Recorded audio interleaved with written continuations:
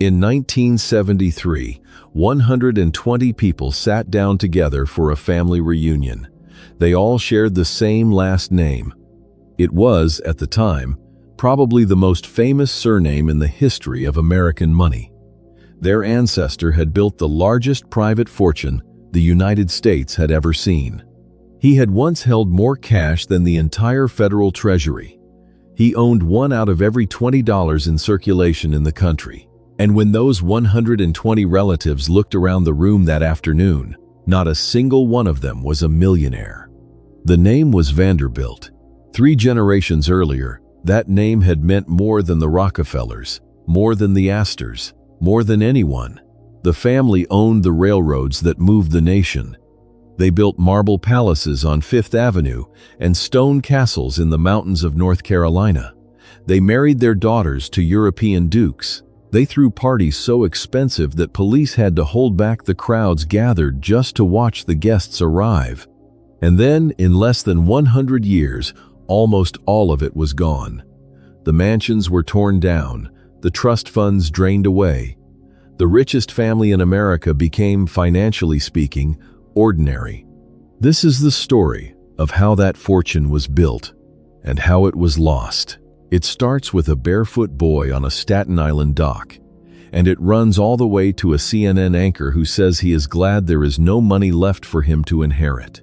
If you are enjoying this so far, take a second to hit like and subscribe. It genuinely helps this channel more than you might think. The story of the Vanderbilts is really the story of America growing up. It covers the years when the country switched from sail to steam, from horses to railroads, from a young farming republic into the industrial giant of the world. The family rode that wave better than anyone alive, and for a while they sat right at the very top of it. Over the next couple of hours, we are going to trace the whole arc. We will meet the ruthless founder who could barely spell his own name and still outthought every banker in New York. We will meet the son everyone wrote off as a fool, who quietly doubled the largest fortune in the country. We will walk through the costume balls, the doomed marriages, the palace building competition, the disinherited heir, the racing yachts, and finally the slow, almost careless way it all slipped through the family's fingers. By the end, you will understand not just who the Vanderbilts were, but why their rise and fall still gets taught in business schools and whispered about in finance circles today. Let us go back to where it began. The boy with the boat. Cornelius Vanderbilt was born on the 27th of May, 1794, in a place called Port Richmond on Staten Island, just across the harbor from New York City.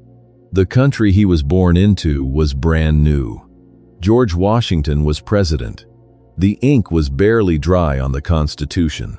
New York was a busy little port town, not yet the giant it would become. The Vanderbilts were of Dutch descent. The family name traces back to a village in the Netherlands, and over generations in America, it had been worn down to the spelling we know now. They were not rich. Cornelius grew up in a crowded farmhouse, one of 9 children, the son of a hard-working but poor boatman and farmer who also happened to be named Cornelius. His mother, Phoebe Hand, was the steadier and shrewder of the 2 parents, a careful manager of the family's small money, and it was her judgment that young Cornelius trusted most. Cornelius had no patience for school. He quit at the age of 11 to work on the water alongside his father, hauling cargo and people across the harbor in small boats. He never really learned to read or write properly.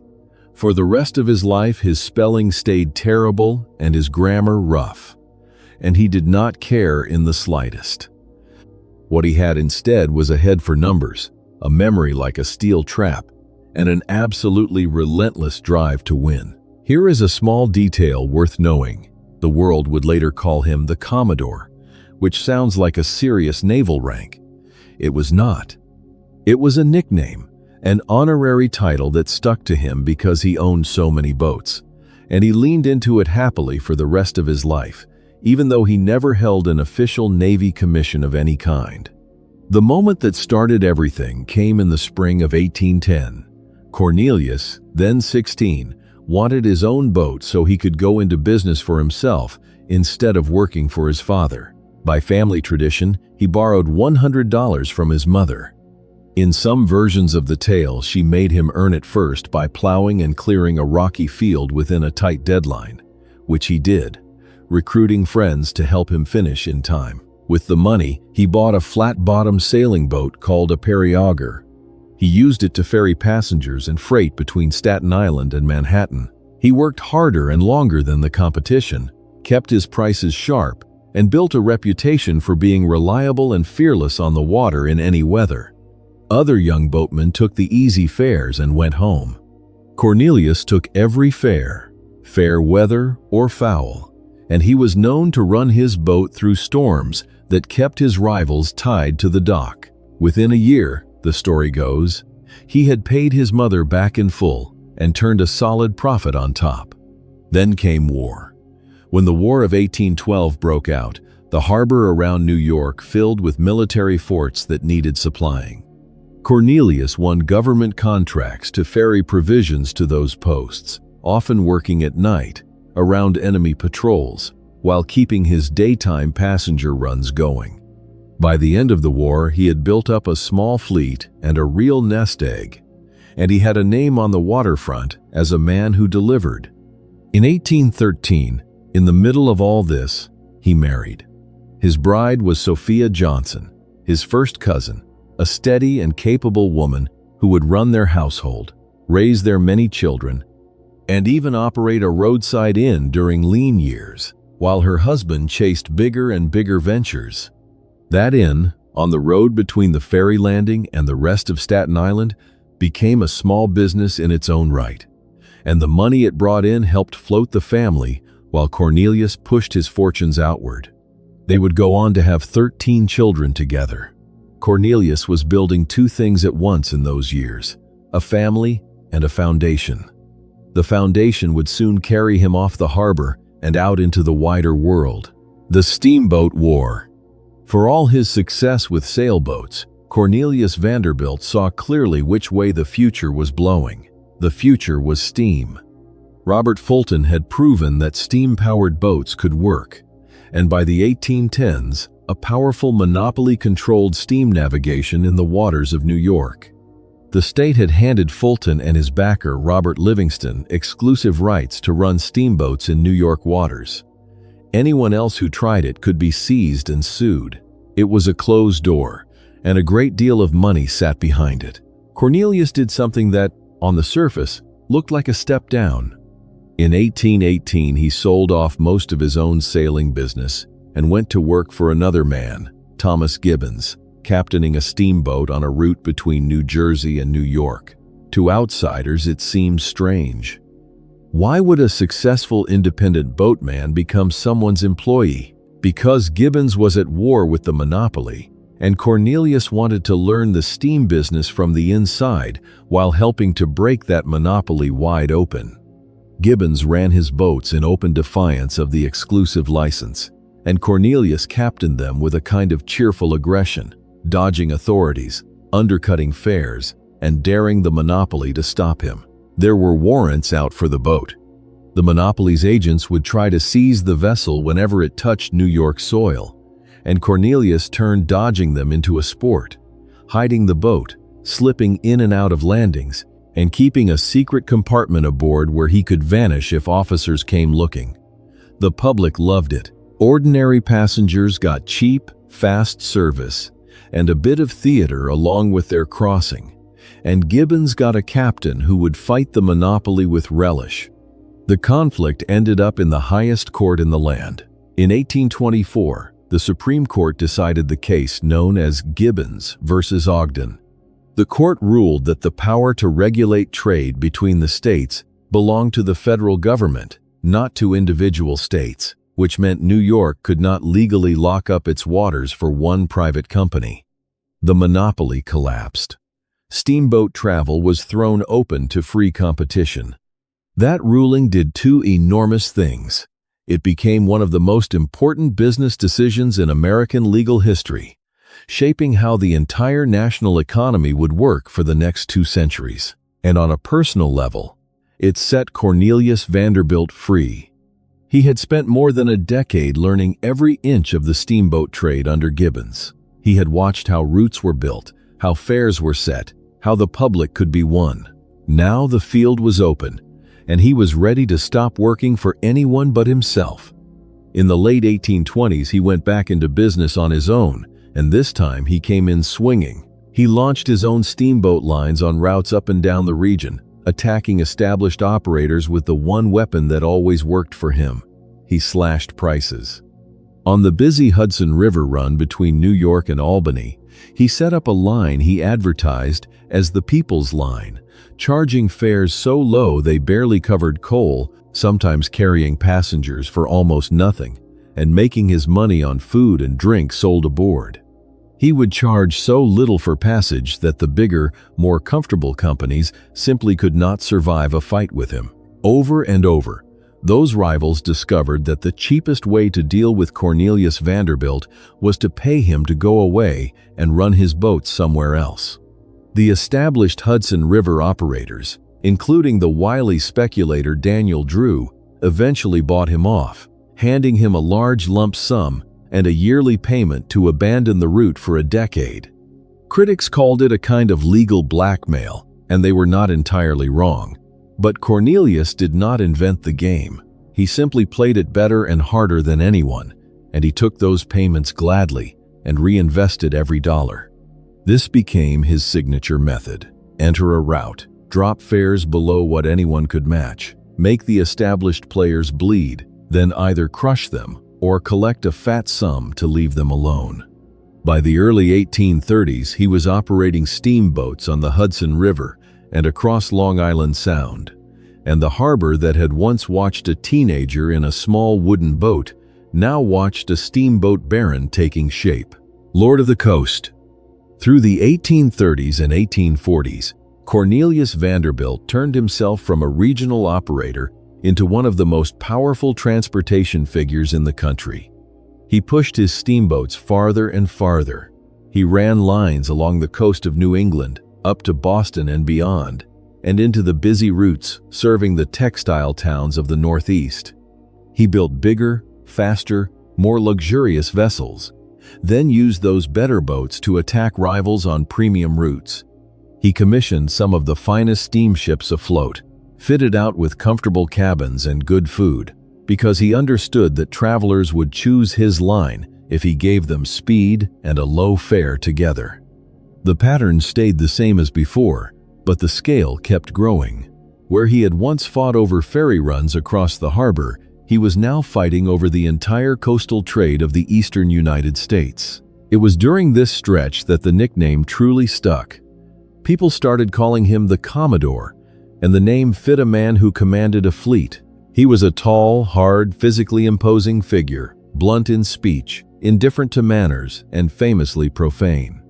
He cared nothing for the polished drawing rooms of old New York society, which in turn looked down on him as a coarse, uneducated waterman who happened to have gotten rich.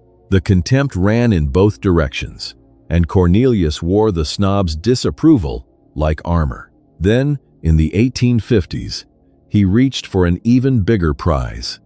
He decided to challenge the most prestigious shipping competition in the world, the transatlantic mail and passenger trade between America and Europe.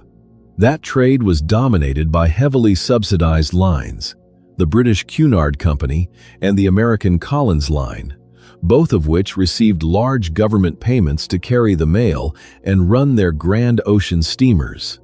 Cornelius despised the idea of government subsidies propping up his competitors.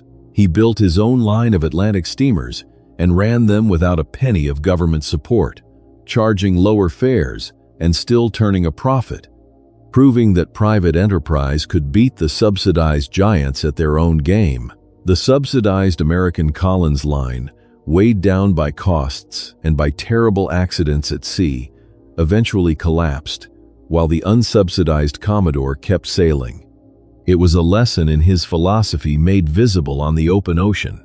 His method made him a fortune, but it also made him enemies and a reputation for ruthlessness. He was not sentimental about competitors, partners, or even the law when the law slowed him down. What he respected was results. If a thing made money and he could control it, he wanted it. Money piled up. By the 1840s, Cornelius Vanderbilt was already one of the richest men in America, with a personal fortune in the millions at a time when that word still meant something almost unimaginable. He had done it without inheriting a thing, without an education, and without ever pretending to be anything other than what he was. Then, in the late 1840s, an event on the far side of the continent handed him the biggest opportunity of his career so far. Gold was discovered in California, gold and the Nicaragua route. The California gold rush created a sudden, desperate demand for one thing above all else. People needed to get from the East Coast to the West Coast, and they needed to do it fast. In the years before any railroad crossed the continent, that journey was brutal. You could sail all the way around the southern tip of South America, a voyage of months around Cape Horn.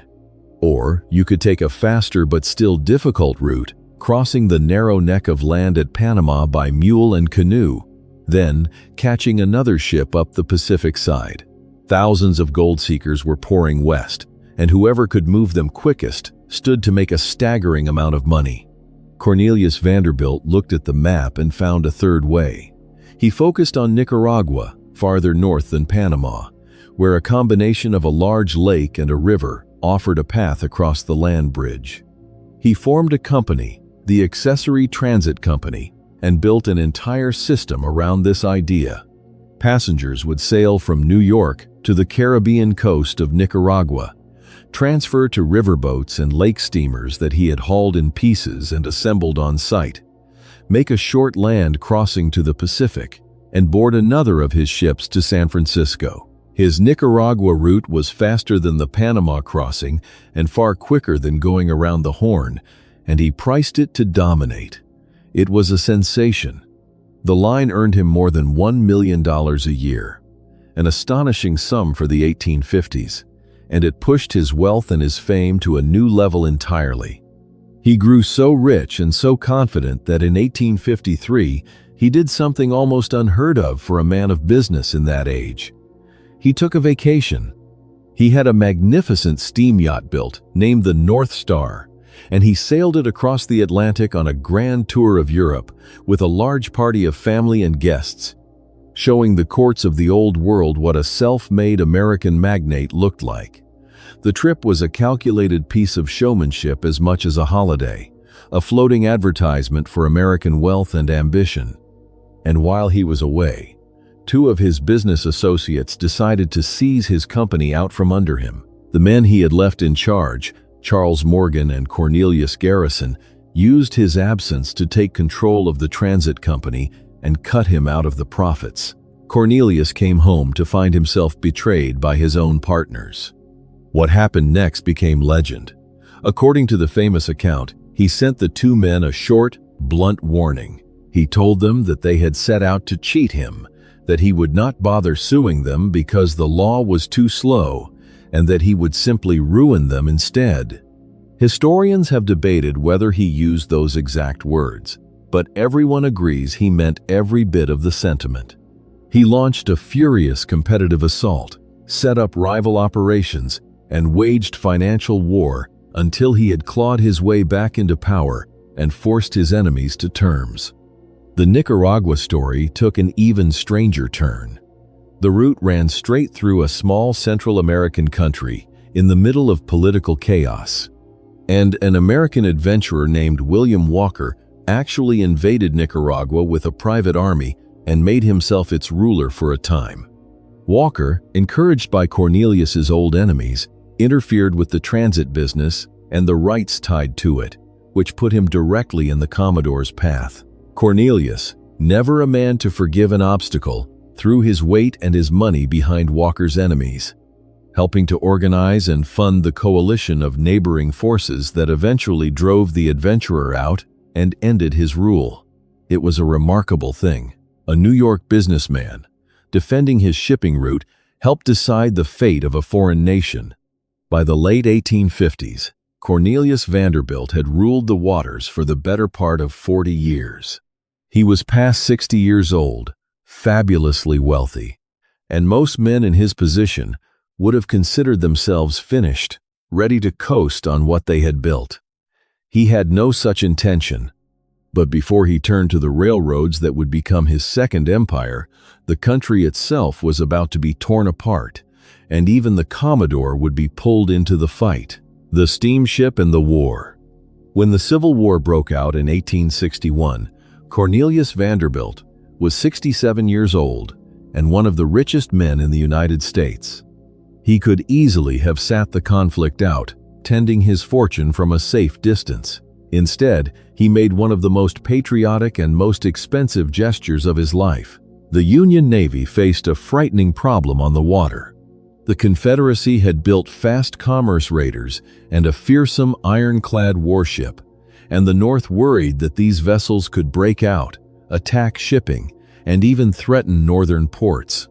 Cornelius owned the crown jewel of the American merchant fleet, an enormous, fast, powerful steamship that carried his own name, the Vanderbilt. It was one of the most valuable ships afloat, worth somewhere around $1 million. He gave it to the government. He handed over his finest steamship to the Union war effort, offering it to help hunt down the Confederate raiders and defend northern waters.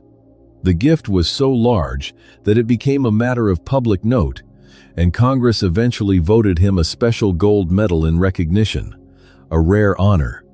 Some accounts say he had intended it as a loan and was a little surprised to find the Navy intended to keep it, but he never made a fuss, and the ship served the Union cause through the war. He did more than donate a ship. He used his unmatched knowledge of steam navigation to advise the war effort on naval logistics, helping the Union organize and outfit the fleet of transports and supply vessels it needed to move armies and material along the coast and the rivers.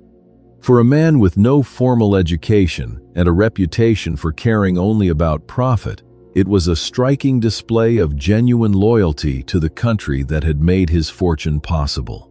The war years were also, quietly, a turning point in his business life. Even as the nation fought, Cornelius had begun shifting his attention away from the water for good. The great age of the steamboat had carried him from a teenager with a borrowed boat to one of the wealthiest men alive.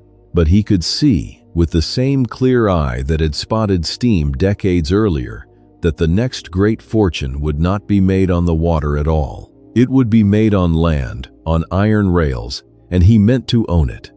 As the war ended and the country turned to the enormous task of rebuilding and expanding westward, Cornelius Vanderbilt, nearly 70 years old, sold off his ships and set out to conquer an entirely new industry, the pivot to iron. In the 1860s, Cornelius Vanderbilt did something that, for a man of his age, was almost reckless. He turned away from the ships that had made him one of the richest men in the country, and he bet his future on railroads. The logic was clear to him, even when it was not clear to others.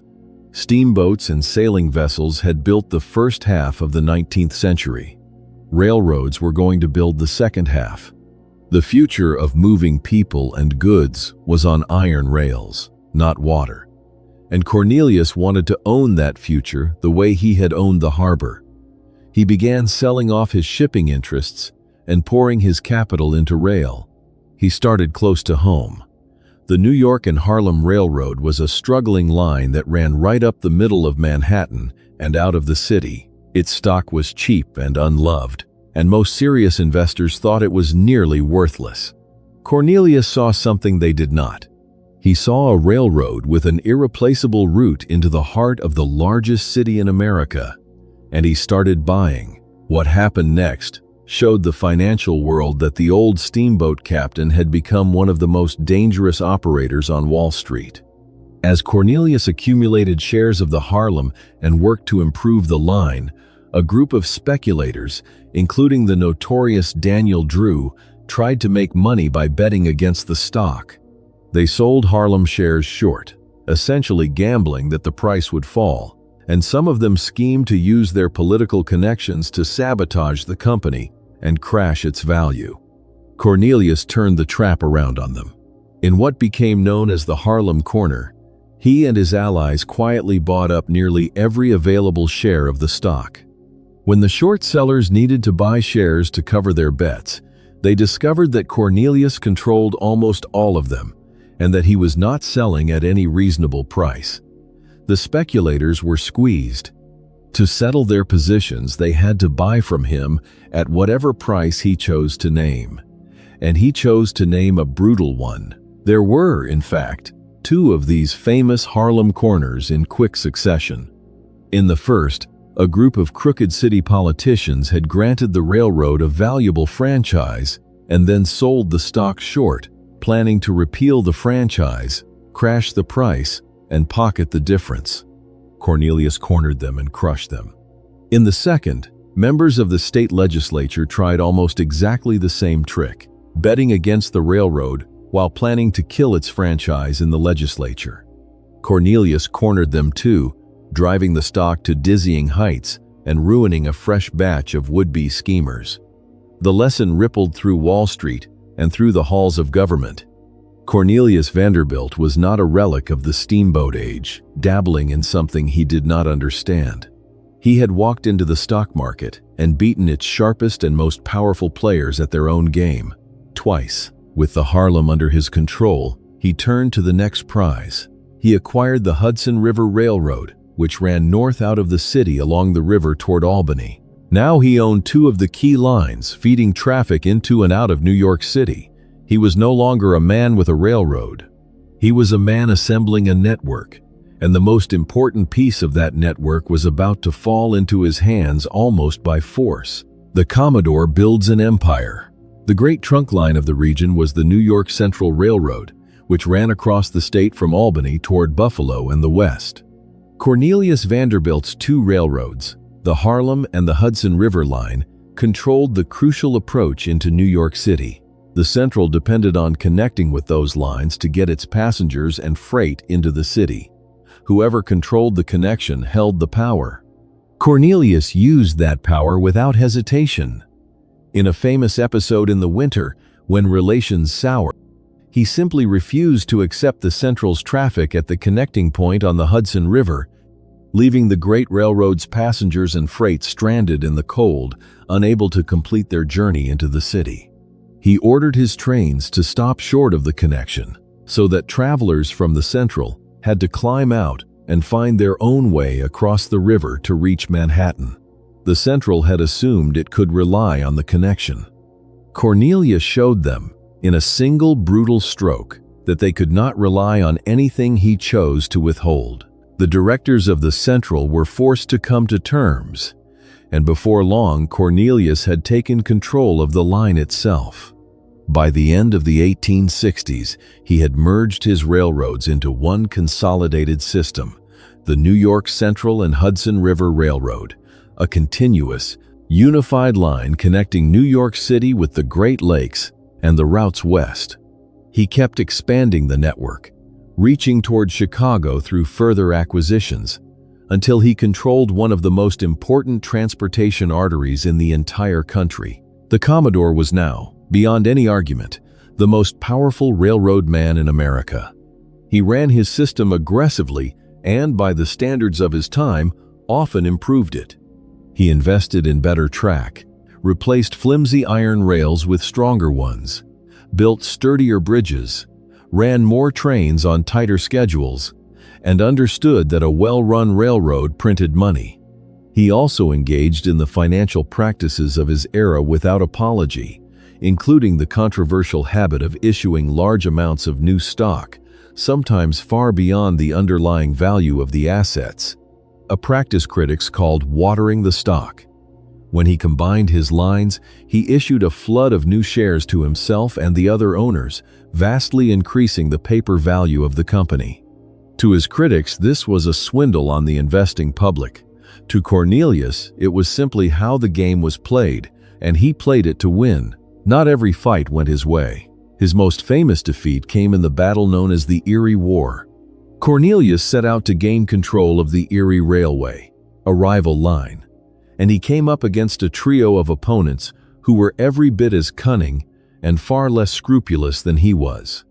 Daniel Drew, the old speculator who had crossed him many times before, joined forces with two younger and even more audacious men, Jay Gould and Jim Fisk. As Cornelius bought up Erie stock to seize control, the three men simply printed more of it, running a printing press of fresh shares in the basement and flooding the market faster than he could buy.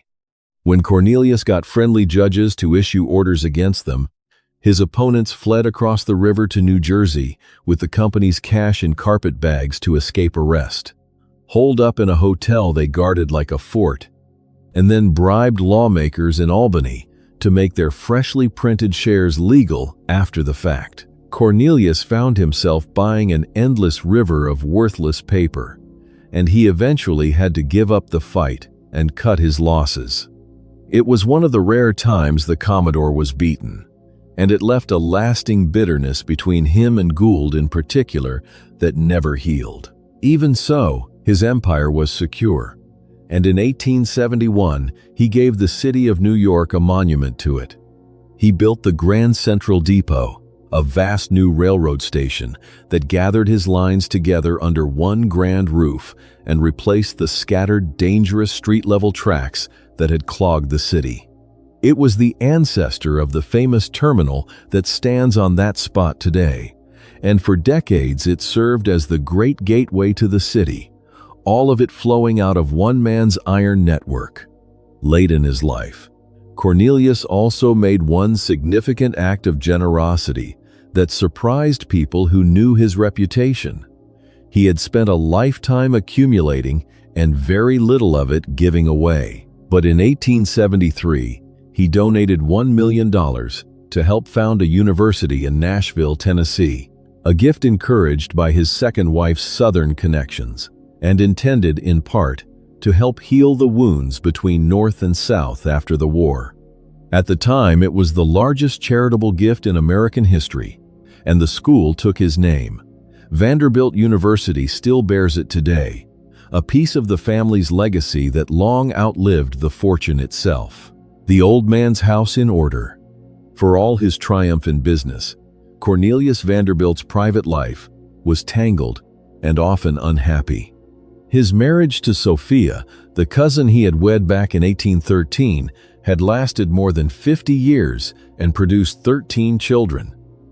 It was not a marriage of equals in his eyes. He was demanding and frequently absent in spirit even when present, consumed by his work, and he expected the household to bend entirely around his will. The strain reached a dark point when, in a dispute over whether the family would move from Staten Island into Manhattan, he reportedly had Sophia committed for a time to an asylum, an act that says a great deal about the kind of power he was willing to wield even within his own family. She returned home, and the marriage went on until her death in 1868. His relationship with his sons was just as fraught. He had strong, fixed ideas about which of them were worthy, and he valued only strength and competence. His son, Cornelius Jeremiah, suffered from epilepsy and a serious gambling problem, and the Commodore treated him with open contempt for most of his life, regarding him as a weak embarrassment to the family name, lending him money only to be repaid by fresh debts and fresh disappointments. Tragically, Cornelius Jeremiah would take his own life a few years after his father's death. Another son, George Washington Vanderbilt, the one the Commodore had genuinely respected and groomed for great things, had trained as a soldier but died young of illness during the Civil War years, a loss that struck the old man harder than almost anything else in his life. That left one son to carry the empire, the eldest surviving son, William Henry Vanderbilt, and for most of his life, the Commodore did not think much of him either. He had decided early that William Henry was slow, soft, and unfit for serious business. As a young man, William Henry had suffered poor health and a nervous breakdown under the pressure of working in a bank, and his father, disgusted, had banished him to run a farm on Staten Island, essentially shoving him out of the way and writing him off. We will come back to William Henry because the Commodore turned out to be spectacularly wrong about him. In his later years, Cornelius's personal life took some surprising turns. After Sophia died, he married again in 1869. His new wife was a much younger, distant cousin named Frank Armstrong Crawford, a woman from Alabama many decades his junior. Yes, her given name was Frank, a family name passed down to a daughter, which confused people then as it does now. Under her influence, he became somewhat more polished and more open to causes he had ignored, and it was largely through her family connections that the gift to the Nashville University came about. He also developed a deep interest in spiritualism, the popular movement of the era that claimed the living could communicate with the dead through mediums. The hard-headed, profane old businessman who had crushed his rivals without mercy spent some of his final years consulting mediums and seeking messages from beyond, including from his late mother and his beloved dead son George. He even became associated for a time with the famous spiritualist and reformer Victoria Woodhull, helping her and her sister set themselves up as stockbrokers, the first women to do so on Wall Street, and reportedly taking stock tips from the spirit world along the way. By the 1870s, Cornelius Vanderbilt was in his 80s, the richest man in America, and quietly putting his affairs in order. He had built 2 empires across a span of 60 years. Now the only question that remained was who would inherit it all. On the 4th of January, 1877, after a long final illness, during which crowds of reporters camped outside his Manhattan home, waiting for news, Cornelius Vanderbilt died at the age of 82.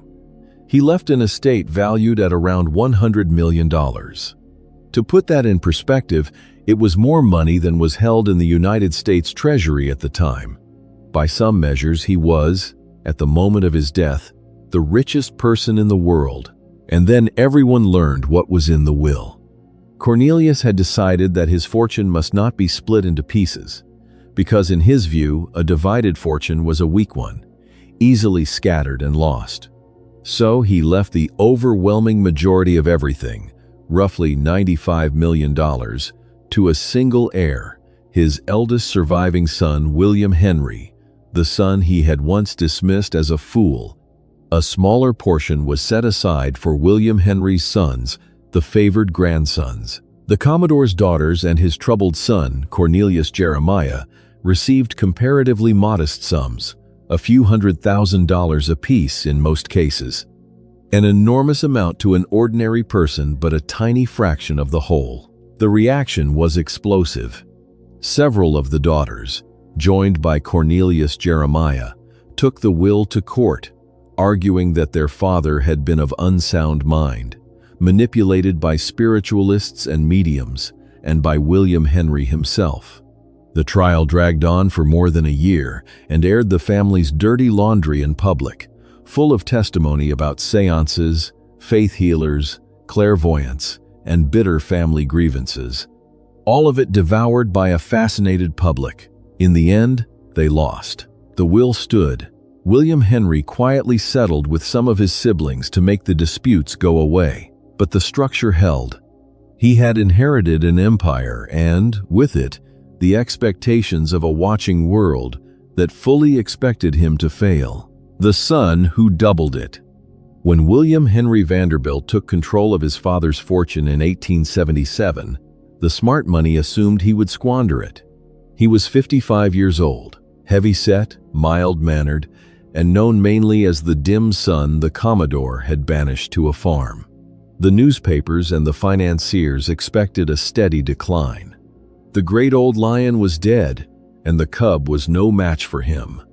They could not have been more mistaken. It turned out that William Henry had absorbed a great deal during those years running the Staten Island farm and, later, helping manage the railroads under his father's watchful and critical eye. On the farm, he had quietly become an excellent and profitable manager, turning a struggling operation into a success. and his father, grudgingly impressed, had finally begun bringing him into the railroad business. By the time the Commodore died, William Henry understood the empire far better than anyone had given him credit for. And now that he was finally free to run it himself, he proved to be a careful, shrewd, and remarkably effective steward. In the years after he inherited, William Henry did the thing nobody expected. He grew the fortune. He managed the railroads efficiently, expanded the family's holdings, and made enormous sums in the booming post-war economy. When the family's lines remained essential arteries of national commerce, in under a decade he took the roughly $100 million his father had left and very nearly doubled it. By the time of his own death, the Vanderbilt fortune stood at well over $200 million, making the family richer than ever, and William Henry, briefly, the wealthiest man on the planet, surpassing even what his father had achieved. He made one especially clever move that showed how much he had learned. The family's wealth was dangerously concentrated in New York Central stock, and public hostility toward the railroad barons was rising, with politicians threatening to regulate or punish a man who owned so much of a vital railroad. So William Henry, working with the banker John Pierpont Morgan, quietly sold off a huge block of his New York Central shares to investors in England, spreading the ownership around, reducing the political target on his back, and diversifying his fortune into bonds and other holdings. It was the kind of careful, far-sighted financial management his father had never bothered with, and it protected the family's wealth at a crucial moment. He was also a passionate art collector, assembling one of the great private galleries in America, filled with European paintings, and he built an enormous mansion on Fifth Avenue, a double residence, sometimes called the Triple Palace, to house himself, his family, and his collection. He was, in private, a far more cultured and gentle man than his ferocious father had ever been. Not every move was a triumph. In one famous misfortune, William Henry lost a large sum, reportedly around $150,000, tangled up with the spectacular collapse of a Wall Street firm connected to the former president Ulysses S. Grant. Grant had been ruined by a swindling business partner who ran what amounted to a Ponzi scheme, and the disaster pulled in many wealthy men. Grant, desperate and broke, had borrowed heavily, and the failure touched even the Vanderbilts. It was a reminder that no fortune, however vast, was completely safe from the recklessness of others. He is also remembered for one short, blunt phrase that captured the attitude of the entire Gilded Age industrial class.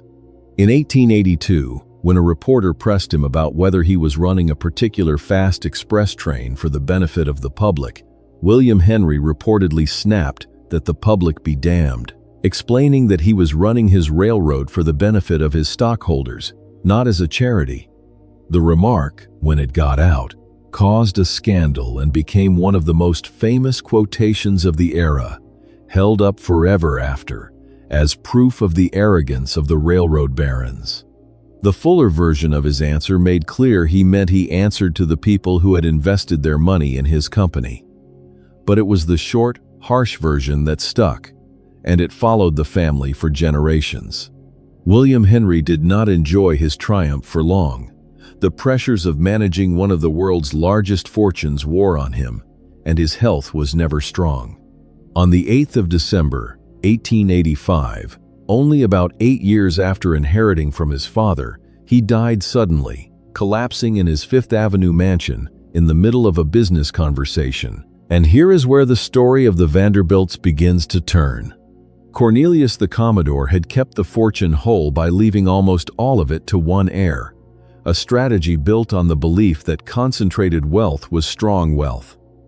William Henry chose differently. He had 8 surviving children, and rather than concentrate everything in one heir again, he divided his vast fortune much more broadly among them. His 2 eldest sons received the largest shares, roughly $50 to $65 million each, with very substantial sums going to the daughters and the younger sons as well. It was a far more generous and even-handed approach, and on a human level, it is easy to understand. A father with 8 children and more money than anyone could ever spend chose to treat them more fairly. But it also marked the beginning of the end. The Commodore had built the fortune. William Henry had grown it. From this generation onward, the fortune would stop being built and grown and would start being spent. And no family in American history would ever spend money quite like the 3rd generation of Vanderbilts, the palace builders. The grandchildren of the Commodore inherited something their grandfather had never possessed. They inherited money that was already there. They had not clawed it out of the harbor or wrenched it from Wall Street. It simply arrived, in quantities almost impossible to comprehend. And a fortune that size does something to the people who hold it. It frees them to build, to collect, to compete with one another, and above all, to spend. William Henry had 8 children, and his fortune flowed into all of them, but it concentrated in his sons. The eldest was Cornelius Vanderbilt II, born in 1843, a serious, religious, hard-working man who took over leadership of the family's railroad interests and tried, more than most of his relatives, to carry himself with the discipline of his grandfather. The second was William Kissam Vanderbilt, born in 1849, more social, more interested in pleasure and yachting and high society, and married to a woman who would change the family's standing in New York forever. We will get to her shortly. There were younger sons too, Frederick and George, and 4 daughters who married into other prominent families and built grand houses of their own. These men and their brothers and cousins launched a building campaign on a scale the United States had never witnessed.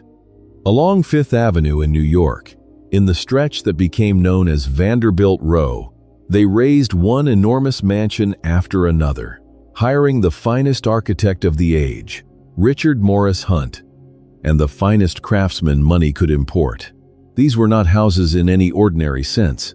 They were French chateaux and Italian palaces dropped into the middle of Manhattan, filled with imported marble, carved stone, tapestries, and art, each one grander than the last, each one a statement of the family's arrival. At one point, the family owned a cluster of these palaces within a few blocks of one another, an entire dynasty of marble facing one avenue. To understand why these houses mattered so much, you have to understand the world they were built into. In the New York of the 1880s, society was sharply divided, and the divisions were everything. At the very top sat the old families, the so-called Knickerbocker aristocracy, descended from the original Dutch and English settlers who had held their position for generations and who regarded their pedigree as the only thing that truly counted. They were ruled, socially, by a small circle of women, chief among them Mrs. Caroline Astor, who quite literally decided who was and was not a member of polite society. The men of this class wore sober, beautifully tailored dark frock coats and high stiff collars. The women wore elaborate gowns of silk, satin, and velvet, imported from the great fashion houses of Paris, weighed down with diamonds and pearls for the endless round of dinners and balls.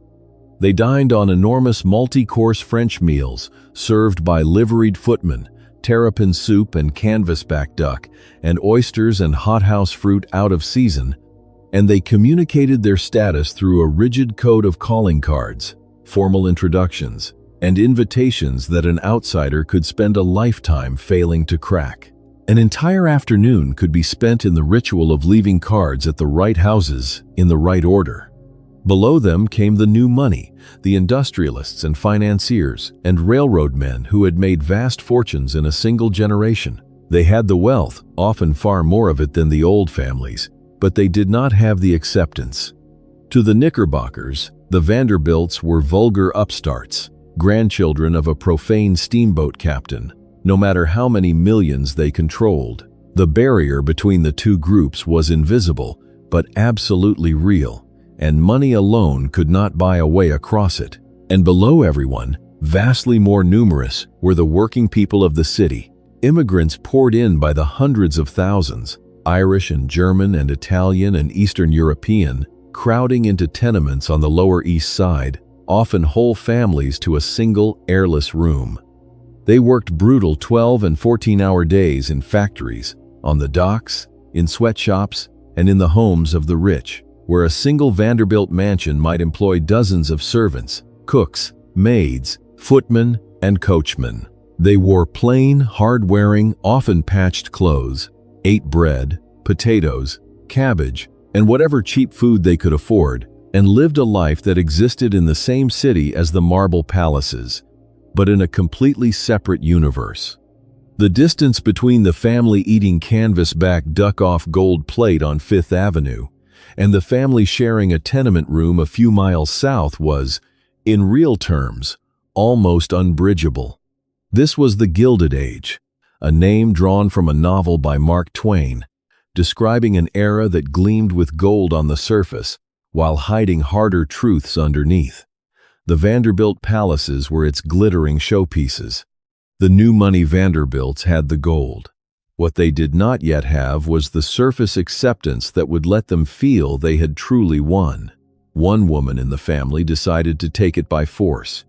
But before we meet her, there is a story in the senior branch of the family, the branch that ran the railroads and tried hardest to live up to the Commodore, that shows what all this money could do to the people closest to it, the heir and the disinheritance. Cornelius Vanderbilt II was, in many ways, the most admirable of the third generation. As the eldest grandson, he carried the heaviest responsibility, serving as the working head of the family's railroad empire. Putting in long, disciplined hours at the office, while his more pleasure-loving relatives sailed and partied. He was deeply religious, taught Sunday school, gave generously to charity and to his church, and tried to live by a strict moral code. He was, by temperament, the closest thing the third generation had to a serious business. He also built, because building was what this generation did. On Fifth Avenue, he raised the largest private house ever constructed in New York City, an immense chateau that eventually filled an entire block front, a structure so big it dwarfed even the other Vanderbilt mansions.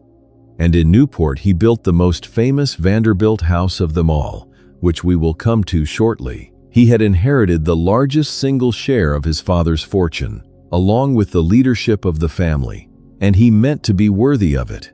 But all his discipline could not control his own children, and the great crisis of his life came from his second son, a young man named Cornelius Vanderbilt III, known in the family as Neely.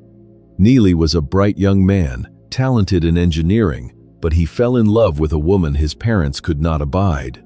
Her name was Grace Wilson.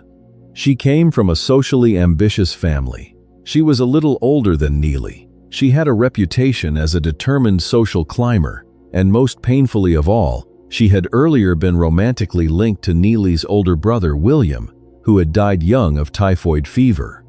To Cornelius II and his wife Alice, Grace Wilson represented everything they feared, and they forbade the match in the strongest terms. Neely refused to give her up. The conflict between father and son grew so bitter and so prolonged that it became a public scandal, splashed across the newspapers. The private agony of America's leading family turned into national entertainment. The stress of it was so severe that Cornelius II suffered a stroke, which many at the time blamed directly on his fury and heartbreak over his son's defiance. In 1896, Neely married Grace Wilson anyway, against his father's explicit command. Cornelius II never forgave him. When the great man died a few years later, in 1899, at the relatively young age of 55, his will delivered a devastating blow. Of an estate worth in the neighborhood of $70 million, Neely, the second son who should have been a principal heir, received only a small fraction. A sum that was a fortune by any normal measure, but a humiliating pittance by Vanderbilt standards, and a clear public mark of his father's disapproval. The bulk of the estate and the leadership of the family passed instead to the third son, Alfred Gwynne Vanderbilt, who became, for a time, the head of the dynasty. The story has a quiet, bittersweet coda.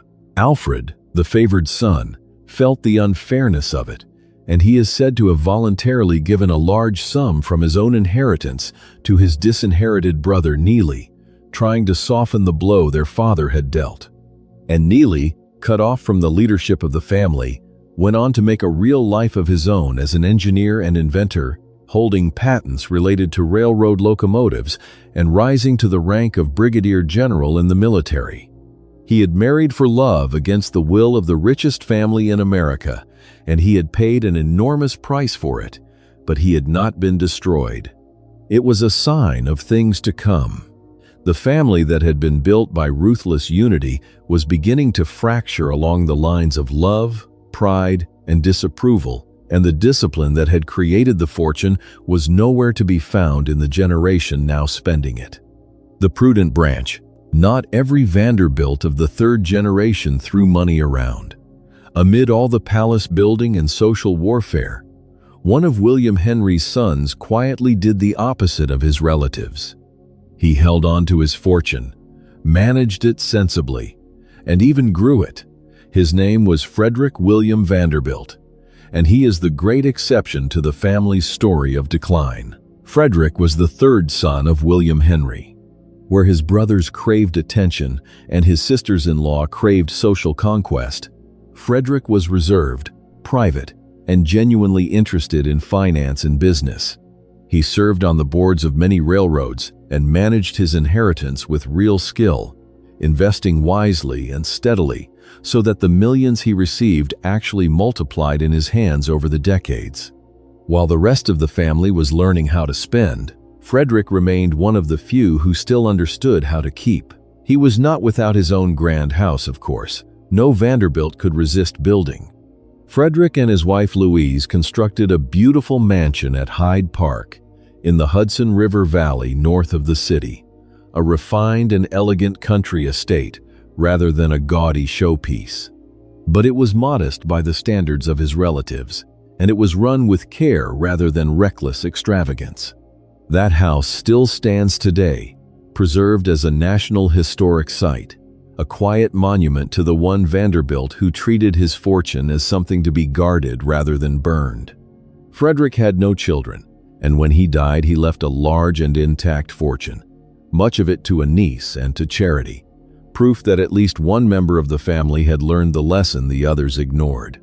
The four Vanderbilt daughters of this generation married into other wealthy families and built their own grand lives. They wove the Vanderbilt name into the Sloanes, the Twombleys, the Shepherds, and the Webbs, spreading the family's blood and money across the upper reaches of American society. One of them, Florence Adele, who married into the Twombly family, would live on in tremendous style well into the middle of the 20th century, one of the last great hostesses of the old Gilded Age manor, keeping up an enormous staff and a vanished way of life decades after most of her relatives had scaled back. Taken together, the third generation was enormous, scattered, and immensely rich, and the family fortune, though now divided into many hands, was still one of the greatest in the world. But the center of gravity had shifted. The Commodore had been a builder of wealth. William Henry had been a grower of it. Most of the third generation, with a few exceptions like Frederick, had become consumers of it, brilliant and competitive consumers who poured their inheritance into houses, parties, art, yachts, and titles. And no one consumed more spectacularly or more strategically than the wife of William Kissam Vanderbilt, Alva and the ball that broke the door. Alva Erskine Smith was born in the American South and raised partly in Europe, and she had grown up with the manners and ambitions of high society, but without the fortune to back them up. In 1875, she married William Kissam Vanderbilt, the Commodore's grandson, which gave her access to almost unlimited money. What it did not give her was acceptance into the closed world of old New York society, which still treated the Vanderbilts as crude newcomers. Alva was not a woman who accepted being shut out of anything. She was intelligent, forceful, strategic, and absolutely determined, and she decided that she would batter down the social door through sheer spectacle. Her weapons would be a house and a party. First, the house. She commissioned Richard Morris Hunt to build her and William a chateau on Fifth Avenue at the corner of 52nd Street, a French Renaissance-style mansion of pale limestone that took up much of the block and overshadowed even the grand homes already lining the avenue. People nicknamed it the Petit Chateau. Inside it held a 60-foot stone entrance hall, a banquet room built on the scale of a small cathedral, and a desk that had once belonged to Marie Antoinette. It was finished in the early 1880s and stood as a deliberate provocation, a statement that the Vanderbilts could build something more beautiful and more refined than anything the old families possessed. Then, the party. In March of 1883, Alva announced that she would hold a costume ball to celebrate the new house, and she set out to make it the most talked-about social event the city had ever seen. She understood publicity in a way that was decades ahead of her time. She invited journalists to preview the lavish decorations beforehand to build anticipation, letting the newspapers describe the rooms transformed into tropical gardens, and the third-floor gymnasium turned into a forest of palms and orchids. And she let it be known that some 1,200 of the most important people in New York would be invited to appear in elaborate historical costumes. The whole city worked itself into a frenzy. The best dressmakers in New York spent weeks and even months crafting historically detailed costumes for their clients, poring over old books to get the details of a Renaissance gown or a royal court dress exactly right. To be invited became the single most important thing in society, the only topic anyone discussed for weeks on end. And here is where Alva played her masterstroke. Mrs. Caroline Astor, the reigning queen of old New York society, had never formally called on the Vanderbilts, never acknowledged them, never treated them as social equals. Now her own daughter, Carrie, was desperate to attend the ball, and had even been rehearsing a special group dance, a quadrille, with her friends to perform at the event. Then word quietly reached the Astor household that Carrie would not be receiving an invitation. Alva, with perfect calculation, let it be understood that since Mrs. Astor had never called at the Vanderbilt home, Alva had no proper address to which she could possibly send an invitation. The message was unmistakable. If the Astors wanted in, Mrs. Astor would have to come, in person, and acknowledge the Vanderbilts. At last, Mrs. Astor, faced with her daughter's misery and the impossibility of being left out of the event of the year, gave in. She had her carriage take her to the Petit Chateau, and she left her calling card, the formal gesture of social recognition she had withheld for years. The invitation arrived the very next day. The wall between old money and new money had been breached, and a Vanderbilt had done the breaching. The ball itself, on the 26th of March, 1883, lived up to every bit of the hype. Carriages rolled up to the chateau through the evening, delivering guests dressed as kings, queens, pharaohs, knights, princesses, and figures from history and myth. The hostess herself appeared as a Venetian noblewoman. Her sister-in-law, Alice, the wife of Cornelius II, famously came dressed as the Electric Light, in a shimmering gown with a battery hidden in it that let her hold a torch aloft. A costume meant to capture the wonder of the brand new electrical age. Crowds gathered in the street, held back by police, just to watch the costumed elite arrive. Inside, guests danced through the transformed rooms, dined on a midnight feast prepared by the finest kitchens in the city, and continued the revels until the sun came up, when the hostess led them in one final country dance. It was reported to have cost a fortune, the equivalent of several $1 million in today's money.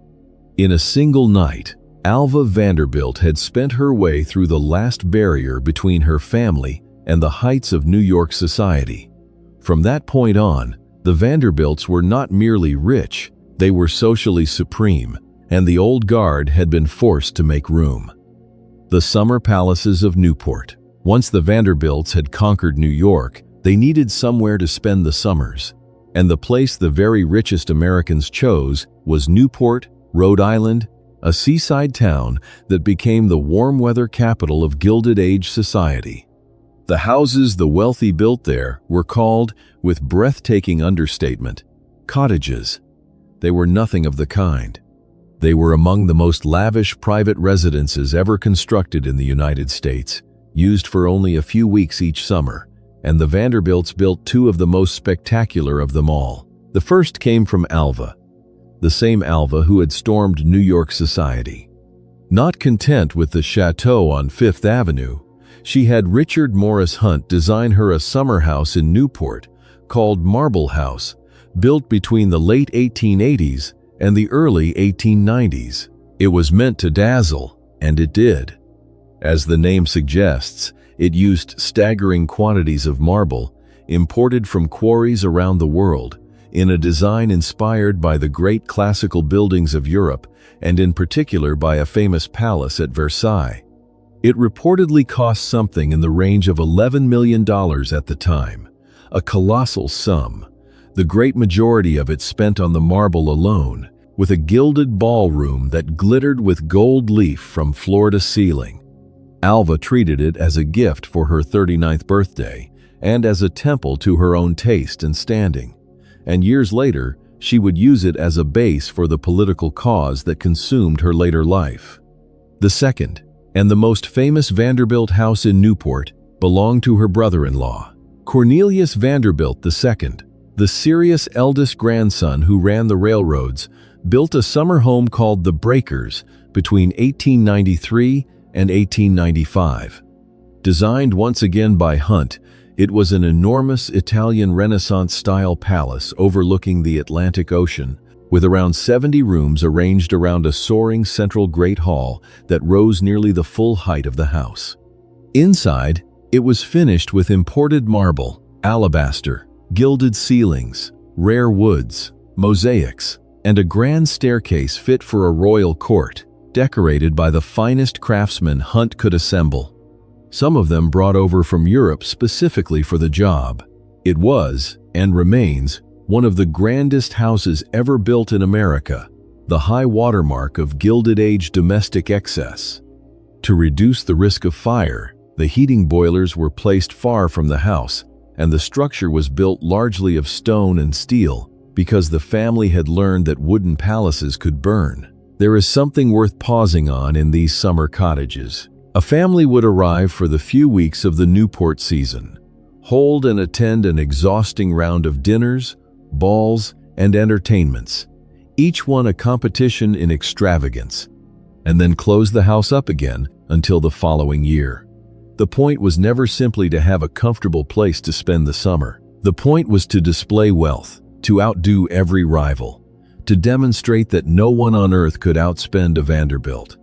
Each enormous house was less a home than a trophy in an arms race among the super-rich, and the Vanderbilts were determined never to lose that race. But while one branch of the family was building marble temples by the sea for the summer social whirl, another Vanderbilt had a far more ambitious and far stranger dream taking shape hundreds of miles to the south, in the mountains of North Carolina. His name was George, and he was about to build the largest private house the country had ever seen, or would ever see again. Biltmore, the house without equal. George Washington Vanderbilt II was the youngest of William Henry's children, born in 1862. He was different from his brothers. Quiet, bookish, and deeply interested in art, literature, languages, and horticulture, he had little appetite for the railroad business or for the noisy social competition of New York and Newport. He spoke several languages, read voraciously, and preferred the company of scholars and artists to that of financiers. He was, in short, an intellectual with one of the largest fortunes in the world at his disposal, and he decided to spend it on something unlike anything his family had built before. In the late 1880s, George began visiting the area around Asheville, in the Blue Ridge Mountains of western North Carolina, often traveling there with his mother, who found the mountain air good for her health. He fell in love with the landscape, the climate, and the rolling forested hills, and he conceived an extraordinary plan. Rather than build another seasonal cottage in a fashionable resort, he would create a vast, self-contained country estate in the grand European tradition, a working domain with its own farms, forests, dairy, and village, anchored by a great house on a scale never before attempted in America. He began buying land in 1888 and kept buying, parcel after parcel, eventually assembling a property of around 125,000 acres, an area larger than many cities. To design the house, he turned, as so many Vanderbilts did, to Richard Morris Hunt. To design the grounds, he hired Frederick Law Olmsted, the most celebrated landscape architect in the country, the man who had designed Central Park in New York City. Together they set out to build something that would stand for centuries. Construction ran from 1889 to 1895 and was an undertaking on the scale of building a small town. The remote site needed its own brick kiln to manufacture the millions of bricks required, its own woodworking facilities to produce the carved interiors, and a dedicated railroad spur built for miles just to haul the stone and material up to the mountain. Around 1,000 workers and dozens of skilled stonemasons labored for 6 years on the project. What they produced was Biltmore, named for the Dutch region the family traced its origins to, combined with an old word for the rolling upland country of the landscape. The house was a French chateau-style mansion of around 250 rooms, covering roughly 175,000 square feet of floor space, which made it, then and now, the largest private home ever built in the United States. It held 35 bedrooms, more than 40 bathrooms with modern indoor plumbing, 65 fireplaces, a banquet hall with a ceiling some 70 feet high, a library holding around 10,000 books, an indoor swimming pool, a bowling alley, and electric elevators, all at a time when most American homes had none of these things, and many had no electricity at all. George filled it with art and antiques gathered from across Europe and Asia, including Renaissance treasures, ancient tapestries, fine porcelain, and works by old masters. He officially opened the house to family and friends on Christmas Eve in 1895, welcoming them into a home so vast and so richly furnished that even guests accustomed to Vanderbilt luxury were stunned. A few years later, in 1898, George married Edith Stuyvesant Dresser, and the couple settled at Biltmore, where their only child, a daughter named Cornelia, was born and raised. George's vision went far beyond the house. He wanted Biltmore to be a genuine working estate, self-sustaining, scientific, and forward-thinking. He established carefully managed forests and hired trained foresters to care for the land scientifically, bringing in a young forester named Gifford Pinchot, who would later become the founding chief of the United States Forest Service and one of the most important conservationists in American history. After Pinchot, George hired another expert who founded, right there on the estate, the first school of forestry in the United States, training a generation of foresters on Vanderbilt land. The estate ran working farms producing food, dairy, and livestock, and pioneered scientific agriculture and forestry that influenced the whole country. In an age when the family name had become a byword for sheer conspicuous consumption, George at least tried to build something productive and lasting. In time, much of the original mountain forest he had assembled and tended was sold to the federal government and became the heart of a national forest, a piece of public wilderness that exists because a Vanderbilt loved the woods. Here is a fact that captures the strange endurance of the place. While almost everything else the Vanderbilts built was eventually sold or demolished, Biltmore survived, and it is still owned today by George's descendants. It operates as a tourist destination and even as a working winery. With grapes growing on land the bookish youngest son chose more than a century ago, the largest house in America remains, quietly, in Vanderbilt hands. But Biltmore, for all its grandeur, was also a warning sign. It had cost an immense fortune to build and required a staggering amount of money simply to maintain year after year, whether or not anyone in the family was making new money to pay for it.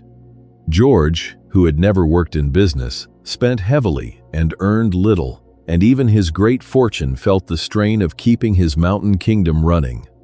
He died relatively young in 1914, and his widow Edith was eventually forced to sell off much of the estate's land just to keep the house itself going. By the time George finished his masterpiece, the family's days of making new money were already behind them. The Vanderbilts had become brilliant at spending.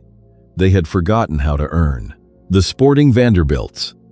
If the third generation of Vanderbilt spent their fortune on houses and society, the generations that followed found an even more expensive set of hobbies. They went to sea, they went racing, and they turned the family fortune into a series of magnificent and costly pastimes. The Vanderbilt men became some of the most prominent yachtsmen in the world. William Kissam Vanderbilt, Alva's husband, was a passionate sailor who owned a series of ever larger and ever more luxurious yachts, floating palaces that cruised the world while their owner indulged a life of leisure that his ferocious grandfather would scarcely have recognized. Owning and crewing these great vessels cost staggering sums, the kind of money that could only be spent, never recovered. His son, William Kissam Vanderbilt II, known as Willie K., took the family's love of speed in a new direction. He was fascinated by the new automobile, and in the early 1900s, he helped pioneer motor racing in America, sponsoring a famous series of road races on Long Island that bore the family name, the Vanderbilt Cup. He even built a private motor parkway on Long Island so that wealthy drivers could race and drive at high speed away from ordinary traffic, one of the first roads of its kind in the country. He was also a serious yachtsman and naturalist who sailed around the world collecting specimens, and he built a waterfront estate on Long Island that today survives as a museum and planetarium, filled with the treasures he gathered on his voyages. But the most accomplished sportsman the family ever produced was another of Alva's children, Harold Sterling Vanderbilt, the younger brother of Consuelo, whose unhappy story we will come to next. Harold was a brilliant and competitive man who poured his talents into yacht racing at the very highest level. 3 times, in the 1930s, he served as the skipper defending the America's Cup, the most prestigious prize in international sailing. And 3 times he won, beating off the British challengers in a series of celebrated contests. He commissioned and steered some of the fastest racing yachts ever built, enormous, sleek vessels that represented the cutting edge of the technology of the day, and he was widely regarded as one of the greatest sailors of his era. Harold left one other mark on the world that has nothing to do with the sea, and it is the most surprising legacy any Vanderbilt ever produced. In the 1920s, while passing the time on a long steamship cruise through the Caribbean, Harold Sterling Vanderbilt worked out a new set of rules and a new scoring system for a popular card game. The result was the modern game of contract bridge, which went on to become one of the most played card games in the entire world, enjoyed by tens of millions of people who have no idea that its rules were devised by a bored Vanderbilt heir on a boat. The family that built the New York Central Railroad also, almost as an afterthought, invented contract bridge. Harold was also, it should be said, one of the more responsible members of his generation, serving capably on the board of the New York Central for many years and trying to look after the railroad his great-grandfather had built. But he was the exception. For most of the 4th and 5th generations, the family's energy went not into building or running businesses, but into spending, sailing, racing, and enjoying the enormous wealth that had been handed to them. The yachts and the racing cars and the card games were wonderful, and they were also symptoms. A family that fills its days defending the America's Cup is a family that no longer needs to work, and a family that no longer needs to work is a family that has stopped adding to its fortune. The money was flowing out, in grander and more entertaining ways than ever, and almost none was flowing back in. The Dollar Princess. We come now to one of the saddest and most revealing stories in the entire history of the family. A story that shows exactly what the great fortune had become by the end of the 19th century. It was no longer something you earned. It had become something you spent, and something you could trade, even for a human life. The young woman at the center of this story was Consuelo Vanderbilt, the daughter of William Kissam Vanderbilt and the formidable Alva, whose great society ball we have already seen. Consuelo was born in 1877, and from her earliest years she was groomed not to be happy, but to be magnificent. She was tall and slender and strikingly beautiful, with a long, graceful neck and enormous dark eyes. And she had been given the finest education that money could buy. Fluent in several languages and accomplished in all the arts, a great lady was expected to master. She was, in her mother's eyes, the perfect instrument for the one prize that American money still could not simply purchase outright: a title. By the 1890s, a peculiar transatlantic marriage market had sprung up between two groups who needed each other badly. On one side were the immensely rich American families like the Vanderbilts, who had all the money in the world but lacked the ancient aristocratic rank that old Europe still treasured. On the other side were the noble families, men who carried dukedoms and earldoms and castles that stretched back centuries, but whose estates were crumbling and whose bank accounts were often nearly empty. The solution was obvious and cold. The American heiress would marry the European nobleman. He would gain her fortune, and she would gain his title. The newspapers had a name for these young women who crossed the ocean to be sold into the aristocracy. They called them the Dollar Princesses. Alva Vanderbilt wanted a duke for her daughter, and she found one. His name was Charles Spencer Churchill, the 9th Duke of Marlborough, a young man who held one of the grandest titles in all of England and who lived at Blenheim Palace, the colossal ancestral seat of his family and one of the largest houses in the country. There was only one problem. Blenheim was enormously expensive to maintain, and the Duke did not have nearly enough money to keep it running in the style his rank demanded. He needed an American fortune, and Alva Vanderbilt was prepared to supply one. There was just one further obstacle, and it was a serious one. Consuelo did not want to marry the Duke. She did not love him, she barely knew him, and her heart, in fact, belonged to another man entirely, a respectable American named Winthrop Rutherford, whom she had hoped to marry. But Alva had decided, and Alva was not a woman who accepted resistance, least of all from her own daughter. What followed was, by the account Consuelo herself gave many years later, a campaign of relentless pressure that crossed the line into outright cruelty. Alva isolated her daughter, intercepted her letters, and forbade contact with the man she loved. When Consuelo still resisted, her mother is reported to have fallen ill, or to have claimed she would fall ill, and to have warned that the strain of her daughter's defiance might kill her. Consuelo was kept under what amounted to house arrest, watched and worn down, until at last her will broke. She agreed to marry a man she did not love, to please a mother who would not be refused. She was 18 years old. The wedding took place in November of 1895 at a fashionable church in New York, and it was one of the great society events of the age. Crowds gathered in the streets to glimpse the bride. The church was packed with the cream of New York society, and the newspapers covered every detail of the gowns and the flowers and the guests. What the crowds did not see was the bride herself, behind her veil, weeping.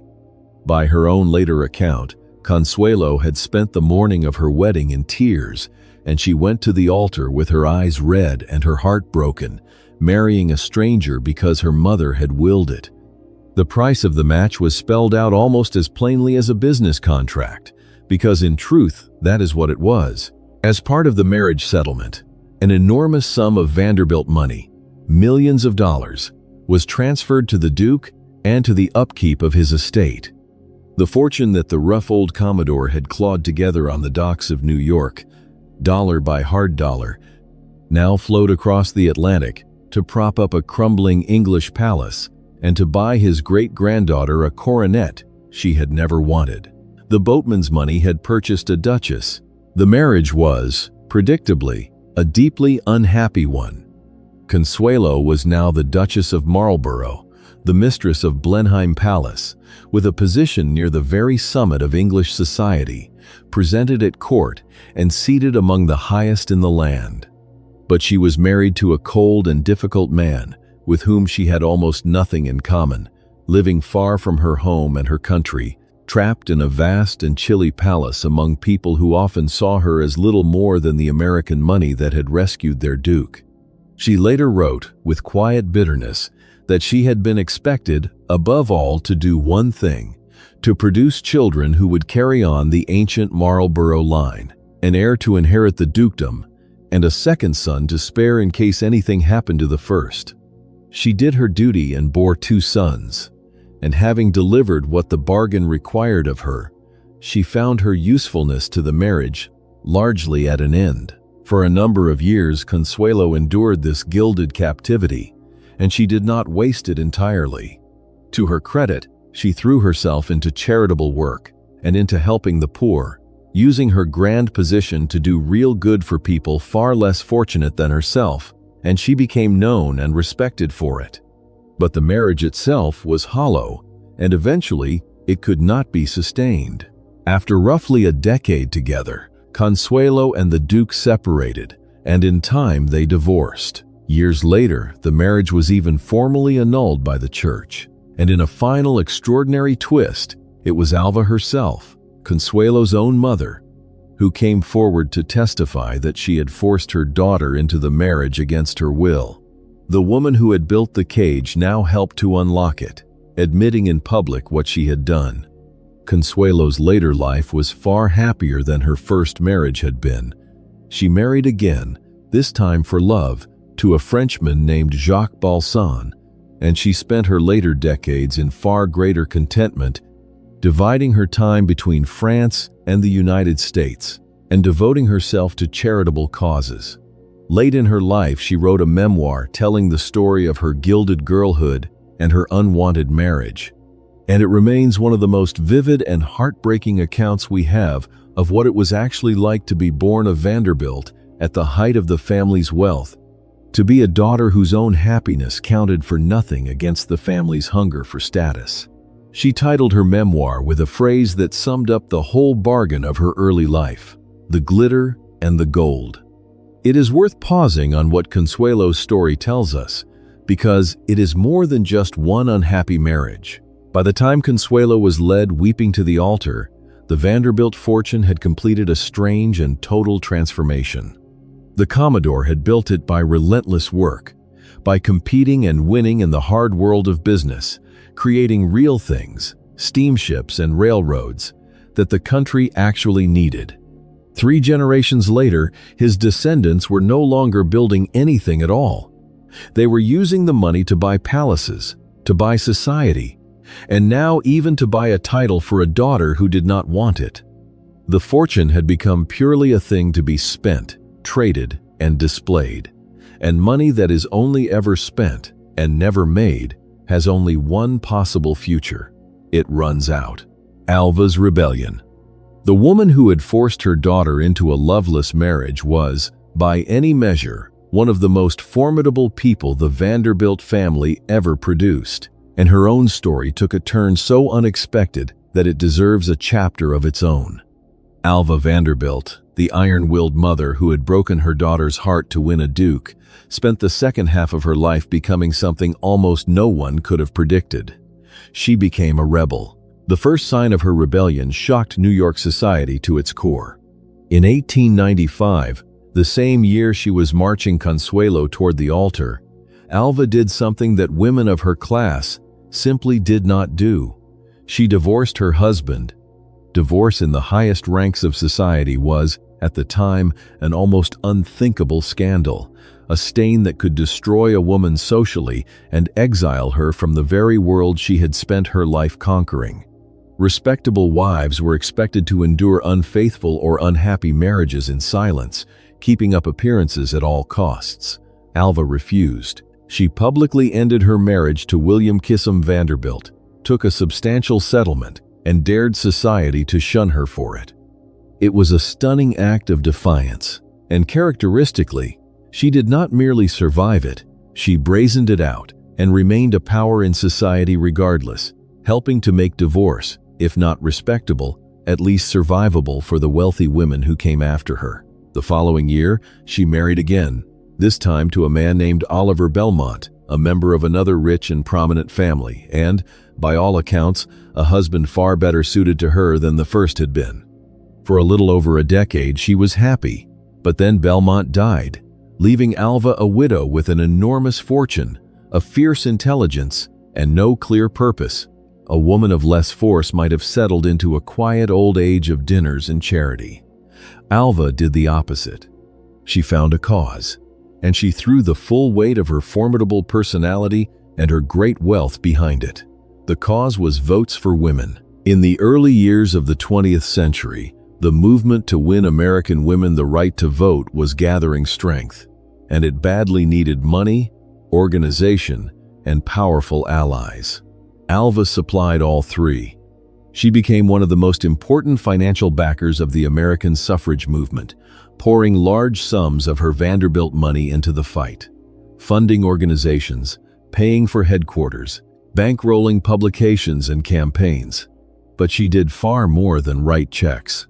She became a leader, an organizer, and a public figure in the cause, lending her famous name and her social prestige to a movement that many of her wealthy peers regarded as vulgar and dangerous. She even turned her great Newport palace to the service of the cause. Marble House, the gleaming summer temple that her first husband's money had built for her, the very symbol of Gilded Age extravagance, was thrown open for suffrage rallies and meetings. The woman who had once used that house to wage war for social supremacy now used it to gather crowds in support of women's rights, selling tickets and souvenirs to raise money for the campaign. There was a deep and deliberate irony in it, and Alva, who understood the power of spectacle better than almost anyone alive, surely savored it. The palace built to display one family's wealth became a platform for a movement to change the country. As the suffrage fight entered its most intense and confrontational phase, Alva sided not with the cautious moderates but with the militants, the younger and more radical women who were willing to march, to picket, to court arrest, and to confront the government directly. She became a major supporter of the more aggressive wing of the movement, funding the activists who picketed the seat of national government and who refused to wait politely for the vote to be granted. When some of these women were arrested and jailed for their protests, Alva stood behind them. She had spent the first half of her life forcing others to bend to social rules, and she spent the second half helping to break them. By the time American women finally won the right to vote, near the end of the second decade of the 20th century, Alva Vanderbilt Belmont had earned a place in the history of that victory that had nothing to do with marble or money or dukes. She spent her final years living largely in France, still imperious, still formidable, still spending freely, and she died there in the early 1930s. She is remembered today partly for the great ball that broke open society, and partly for the cruelty she showed her daughter, but also, in fairness, for the genuine courage of her second act when she took the same ferocious will that had built palaces and conquered society and turned it, at last, towards something larger than herself.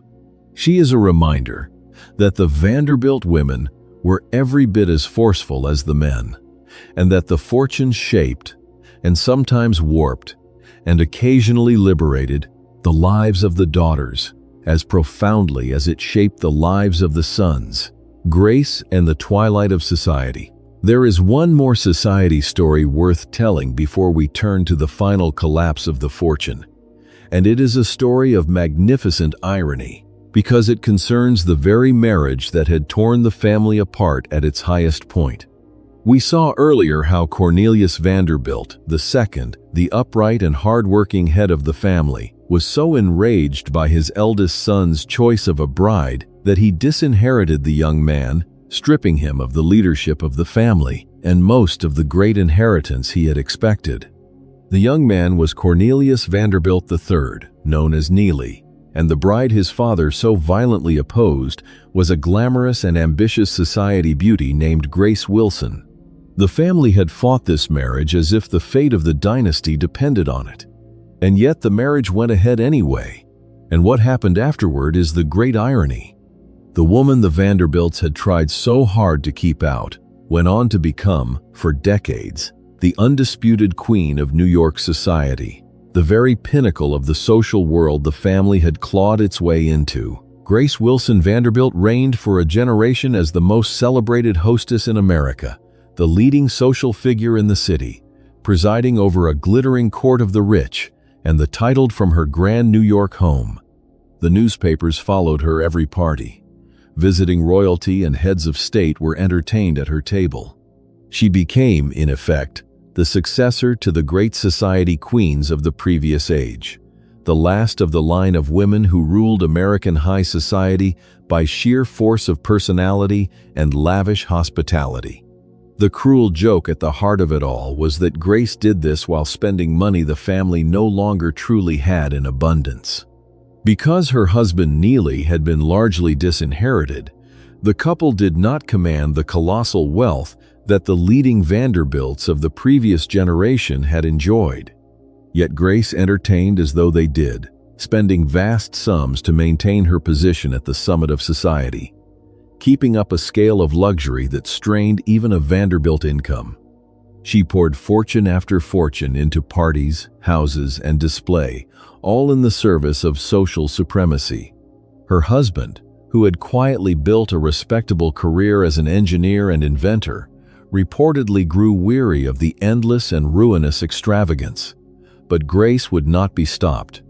She had been told she was not good enough for the family, and she answered by becoming the most socially powerful Vanderbilt of them all, whatever the cost. She was among the last great hostesses of an age that was already dying around her, ruling a social kingdom, even as the fortune that had created it drained away. Out of that contested marriage came a son who rebelled against the whole world his mother lived for, and his story points toward the family's modern fate. He was named Cornelius Vanderbilt IV, and he wanted nothing to do with the life of leisure and society that was expected of a young man of his name. Instead, to the horror of his family, he became a newspaperman. He worked as a reporter, learning the trade from the bottom, and in the 1920s, he tried to build his own chain of newspapers, a bold and risky business venture that ultimately failed and cost him a great deal of money. He wrote books as well, including frank and gossipy accounts of his own family and his own class, pulling back the curtain on the private world of the very rich for the reading public. A Vanderbilt who worked as a journalist, who chased stories and met deadlines and wrote for a living, was a scandalous novelty, and his relatives largely disapproved. But in choosing work over leisure, and in earning his own way rather than living on inherited grandeur, Cornelius Vanderbilt IV was a sign of things to come. He prefigured, by a couple of generations, the most famous working journalist the family would ever produce, a man we will meet at the very end of this story. The tale of Grace and her rebellious son captures the strange position the family had reached by the early 20th century. The Vanderbilts were still among the most famous people in America, still synonymous with wealth and society, still able to fill the newspapers with their parties and their feuds, but the substance beneath the spectacle was steadily thinning. They were spending the reputation and the remnants of a fortune that no one was any longer replenishing, keeping up a magnificent performance of wealth even as the wealth itself slipped away. The show went on, grander than ever.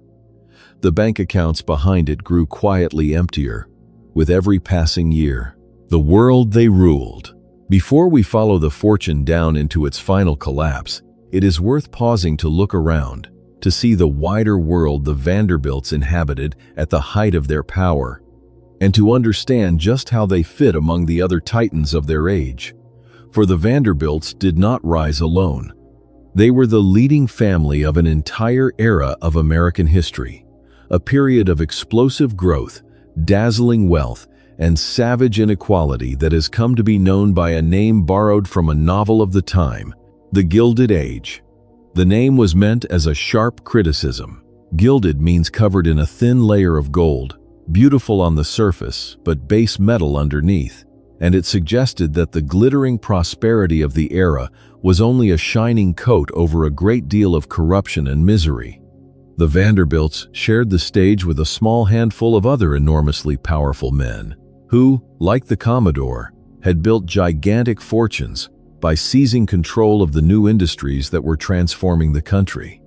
There was John Rockefeller, who built an empire out of oil, organizing the chaotic young petroleum industry into a single colossal company that controlled almost the entire trade and made him, in time, very likely the richest man in the world.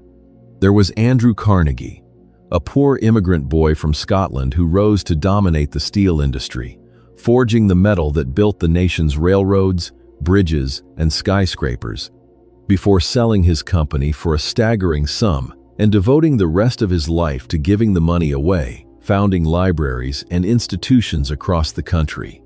And there was the great banker, John Pierpont Morgan, who we have already met as the financier who helped sell the Vanderbilt Railroad shares, a man so powerful in the world of finance that he could, on occasion, act almost as a one-man central bank, organizing and rescuing entire industries, and even, at one famous moment, helping to steady the finances of the United States government itself. These men, the Vanderbilts among them, were the rulers of the American economy, and the country was deeply divided about what to make of them.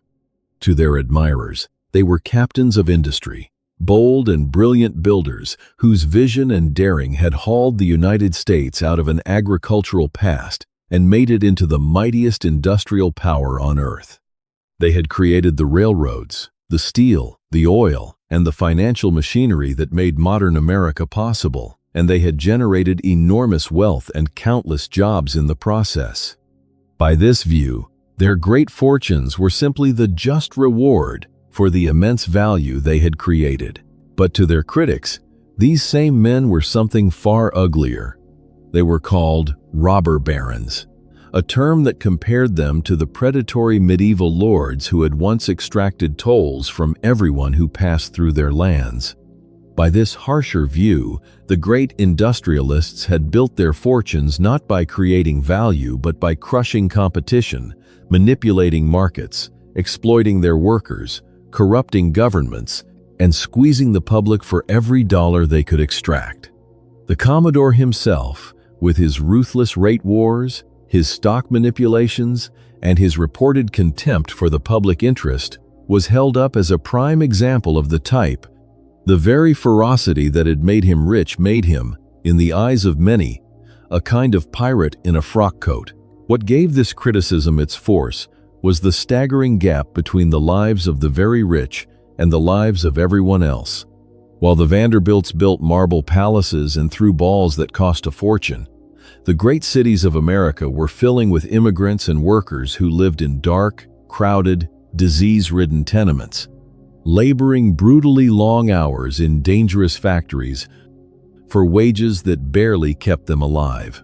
The same era that produced the Breakers and Biltmore also produced some of the worst urban poverty the country had ever seen, and reformers and journalists began to document that poverty and to ask hard questions about a system that could produce such dazzling wealth at one end and such grinding misery at the other. The contrast between a Vanderbilt costume ball and a tenement sweatshop, both existing in the same city in the same year, became one of the defining images of the age, and it fueled a growing anger that would eventually reshape American politics and law. That anger had consequences that struck directly at fortunes like the Vanderbilts. Out of the criticism of the Gilded Age came a wave of reform.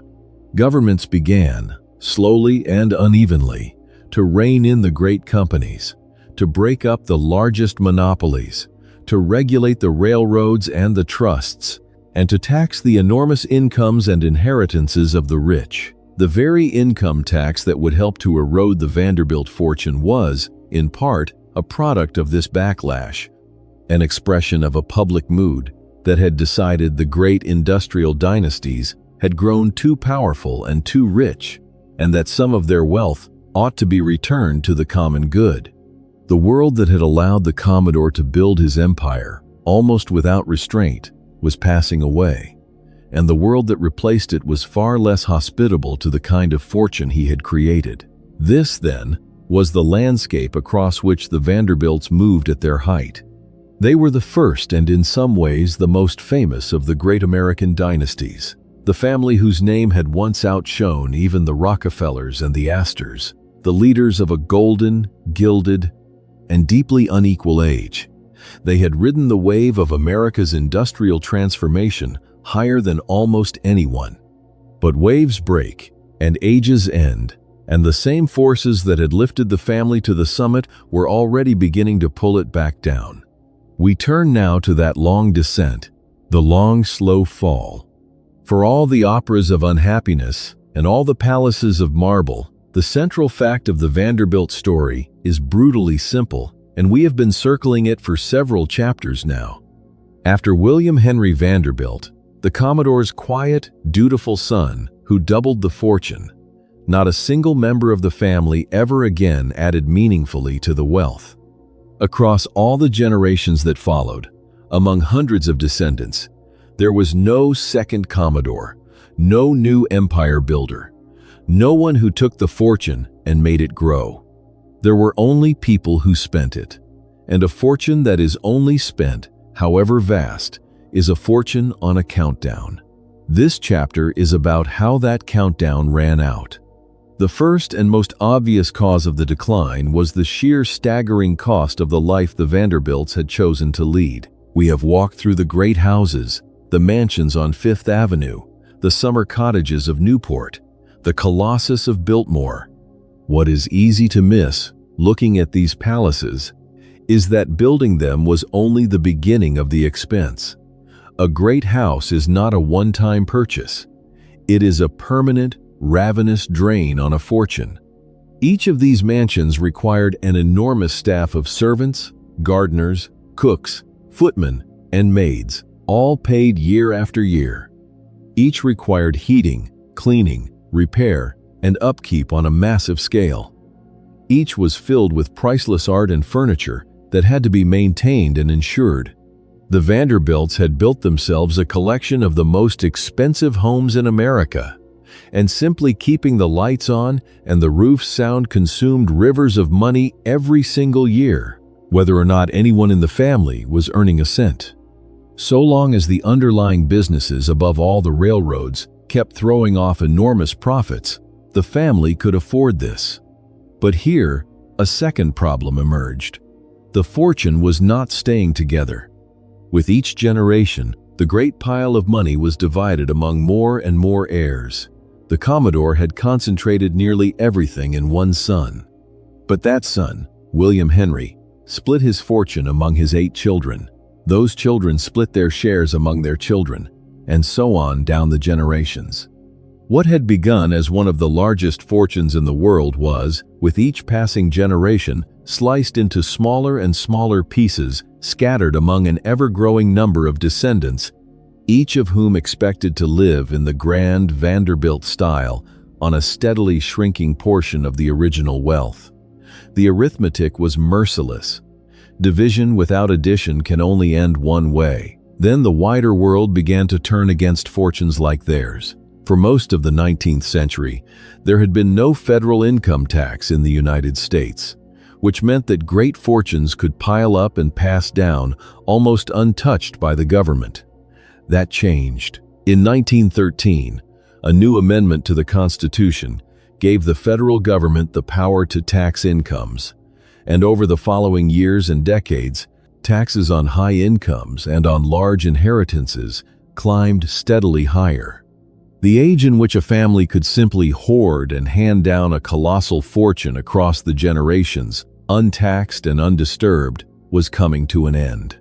The same government whose courts had once helped the Commodore break his rivals now took a growing share of what his heirs had inherited.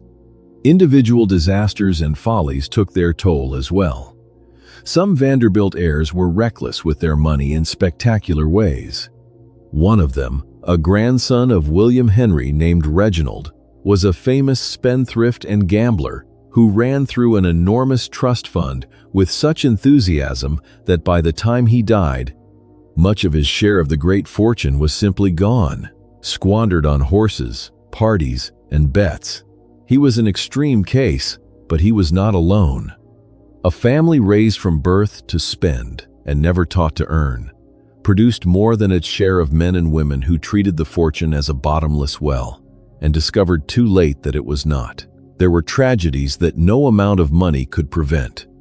In 1915, one of the most prominent members of the family, Alfred Gwynne Vanderbilt, the very man who had inherited the leadership role after his older brother Neely was disinherited, was aboard the great ocean liner Lusitania when it was torpedoed and sunk off the coast of Ireland during the First World War. Alfred died in the disaster. By accounts that survived him, he behaved with great courage in his final moments, helping others toward the lifeboats and giving up his own chance of survival to save a child, even though he could not swim.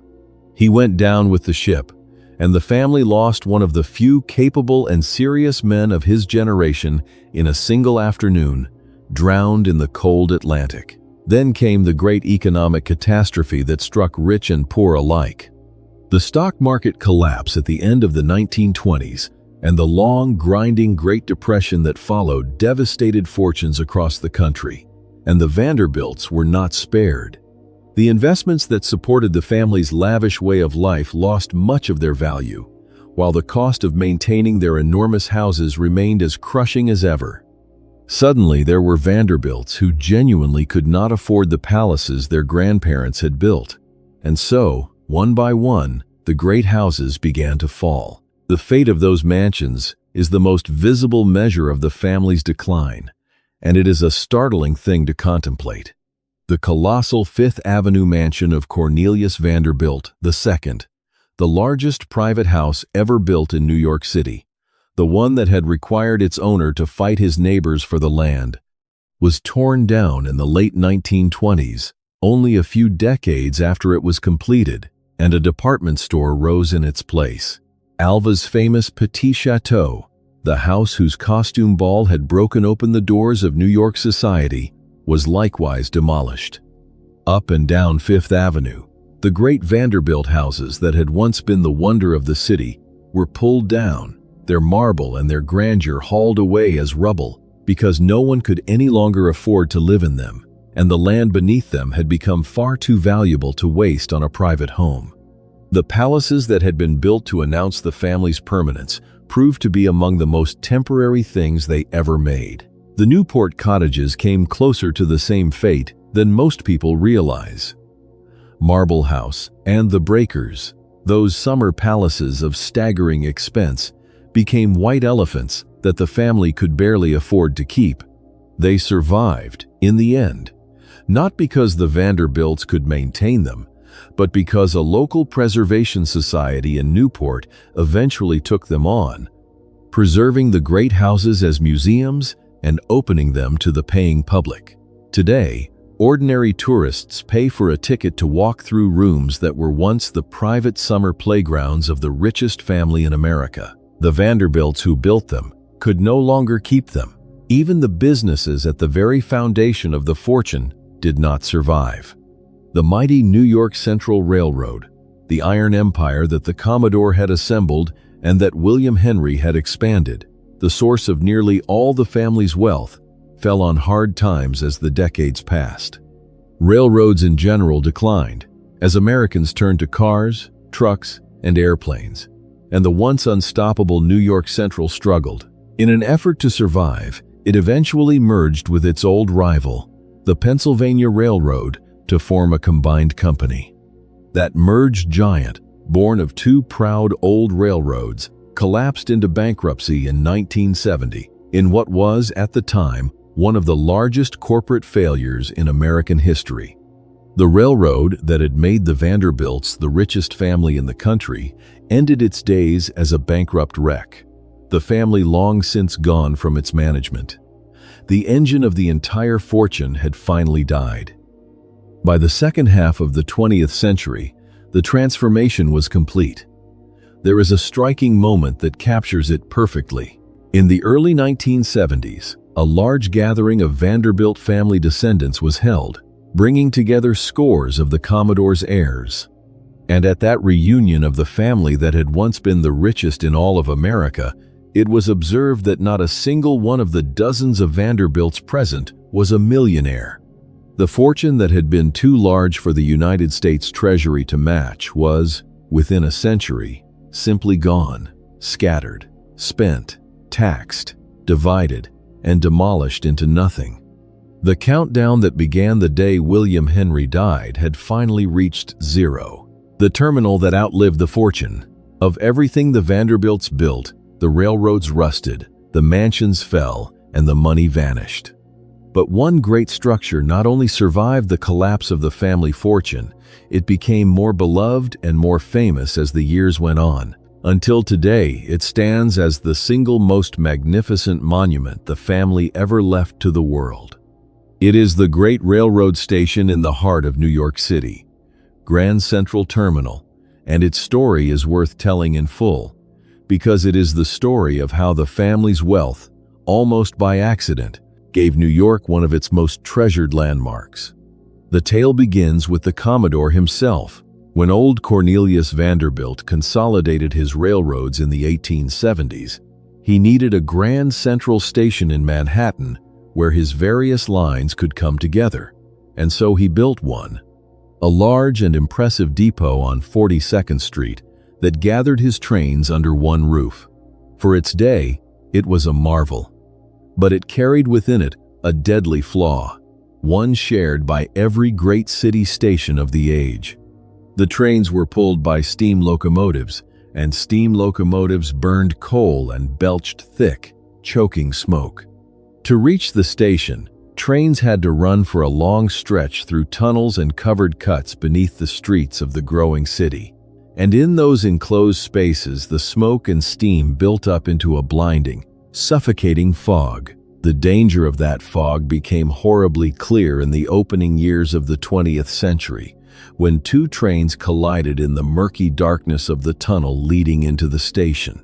Engineers, unable to see the signals through the smoke, ran one train into the back of another, and a number of passengers were killed in the wreck. The disaster caused a public outcry, and the government of New York responded with a sweeping decision that changed everything. Steam locomotives, it ruled, would be banned from the heart of Manhattan altogether. The age of the smoke-belching engine in the city was over. If the New York Central wanted to keep running its trains into the middle of New York, it would have to find a cleaner way to do it. The answer was electricity. The railroad would have to electrify, replacing its smoky steam engines with clean, quiet electric trains for the run into the city. Trains that produced no smoke at all and could therefore run safely underground. This requirement, born of tragedy and regulation, turned out to be the seed of something magnificent. Because electric trains made no smoke, they could run beneath the surface in covered tunnels without choking anyone, which meant that the railroad's enormous, ugly, open-air rail yards in the middle of Manhattan no longer needed to be open to the sky at all. They could be buried underground, covered over, and the valuable land on top could be used for something else entirely. A brilliant engineer working for the railroad grasped the full possibilities of this idea and turned it into one of the boldest pieces of city building in American history. The railroad tore down the Commodore's old depot and, in its place, constructed an entirely new and far grander structure, the Grand Central Terminal that still stands today, completed in the second decade of the 20th century. The new terminal buried its tracks on two underground levels, allowing electric trains to glide in and out unseen beneath the city. Above ground rose a building of breathtaking grandeur, a vast and noble hall of marble and stone, crowned by an enormous arched ceiling painted to represent the night sky, with the constellations and their stars picked out in gold across a field of deep blue-green. Crowds passing through it could look up and see the heavens spread above them as they hurried to their trains. It was, and remains, one of the most beautiful public spaces in the entire country. A cathedral built not to a god, but to the railroad. The genius of the scheme did not end with the building itself. Because the tracks and yards were now hidden underground, the railroad owned a vast stretch of newly usable land in the very center of Manhattan, in the form of the empty air above its buried tracks. The company sold and developed the rights to build on that air, and over the following years a whole district of grand hotels, office buildings, and apartment houses rose up over the hidden rail yards, transforming the area around the terminal into one of the most valuable and prestigious quarters of the city. The railroad had turned its smoke problem into a real estate empire, conjuring an entire neighborhood out of the air above its trains. The avenue that ran above the buried tracks became one of the most fashionable addresses in New York. The family fortune, even in this indirect way, had reshaped the map of the greatest city in America. There is a final irony to the story of Grand Central, and it ties the whole arc of the family together. By the second half of the 20th century, after the railroad that built it had collapsed into bankruptcy, the great terminal itself came under threat. There were those who wished to tear it down, or to build a towering skyscraper on top of it, sacrificing the noble old hall to the hunger for ever more valuable real estate. Exactly the hunger that had once demolished the family's Fifth Avenue palaces. But this time, the building was saved. A great public effort rose up to protect it, and a landmark legal battle, fought all the way to the highest court in the land, ended by confirming that a city had the right to protect its most treasured buildings from destruction. Grand Central was preserved, restored to its full glory, and it remains today one of the busiest and most beloved structures in America, used by enormous crowds who pass through it every single day. The building that the Vanderbilt Railroad raised over its buried tracks outlived the railroad, outlived the fortune, and outlived very nearly everything else the family ever made.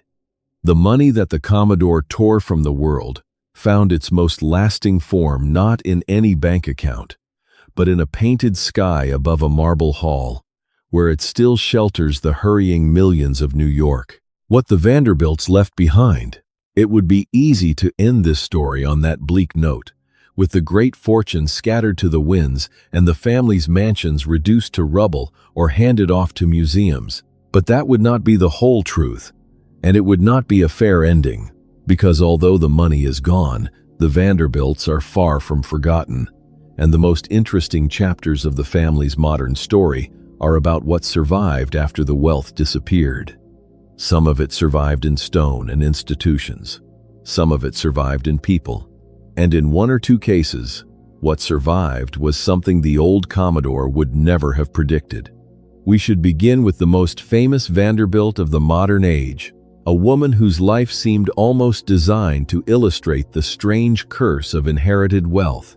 Her name was Gloria Vanderbilt, and she was born in 1924, a great-great-granddaughter of the Commodore.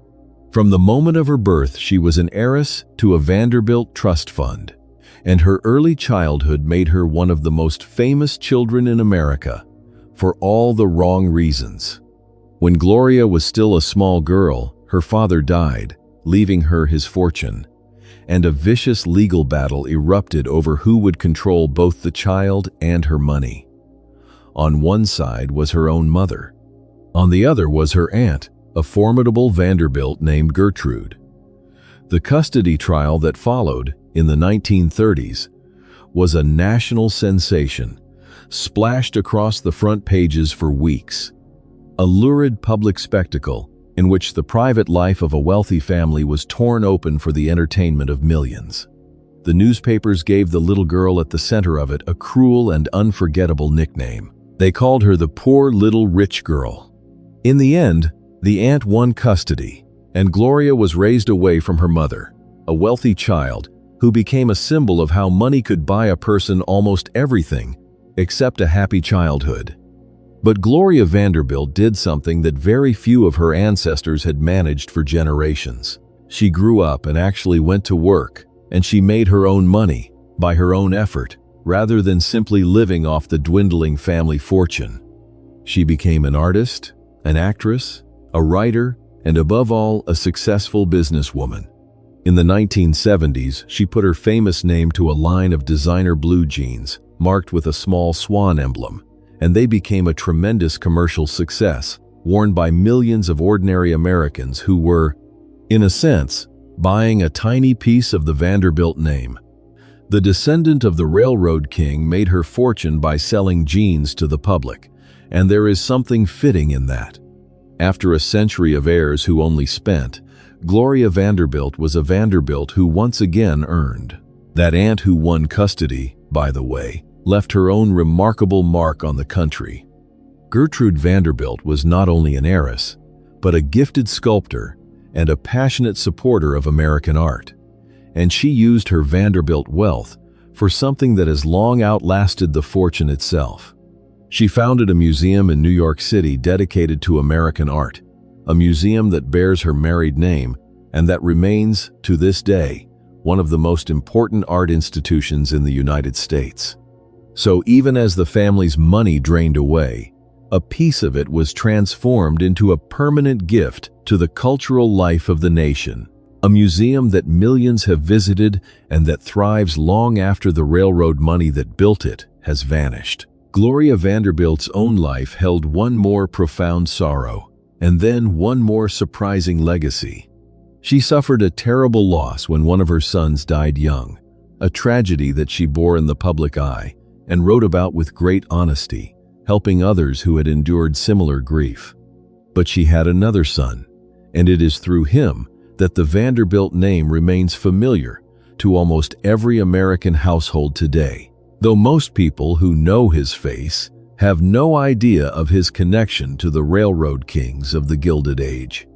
Gloria Vanderbilt's surviving son grew up to become one of the best-known television journalists in the country, a news anchor whose calm, serious face has reported on the great events of our own age for one of the largest news networks in America. His name is Anderson Cooper, and he is the great-great-great-grandson of the rough boatman who once borrowed $100 from his mother to buy a little sailboat.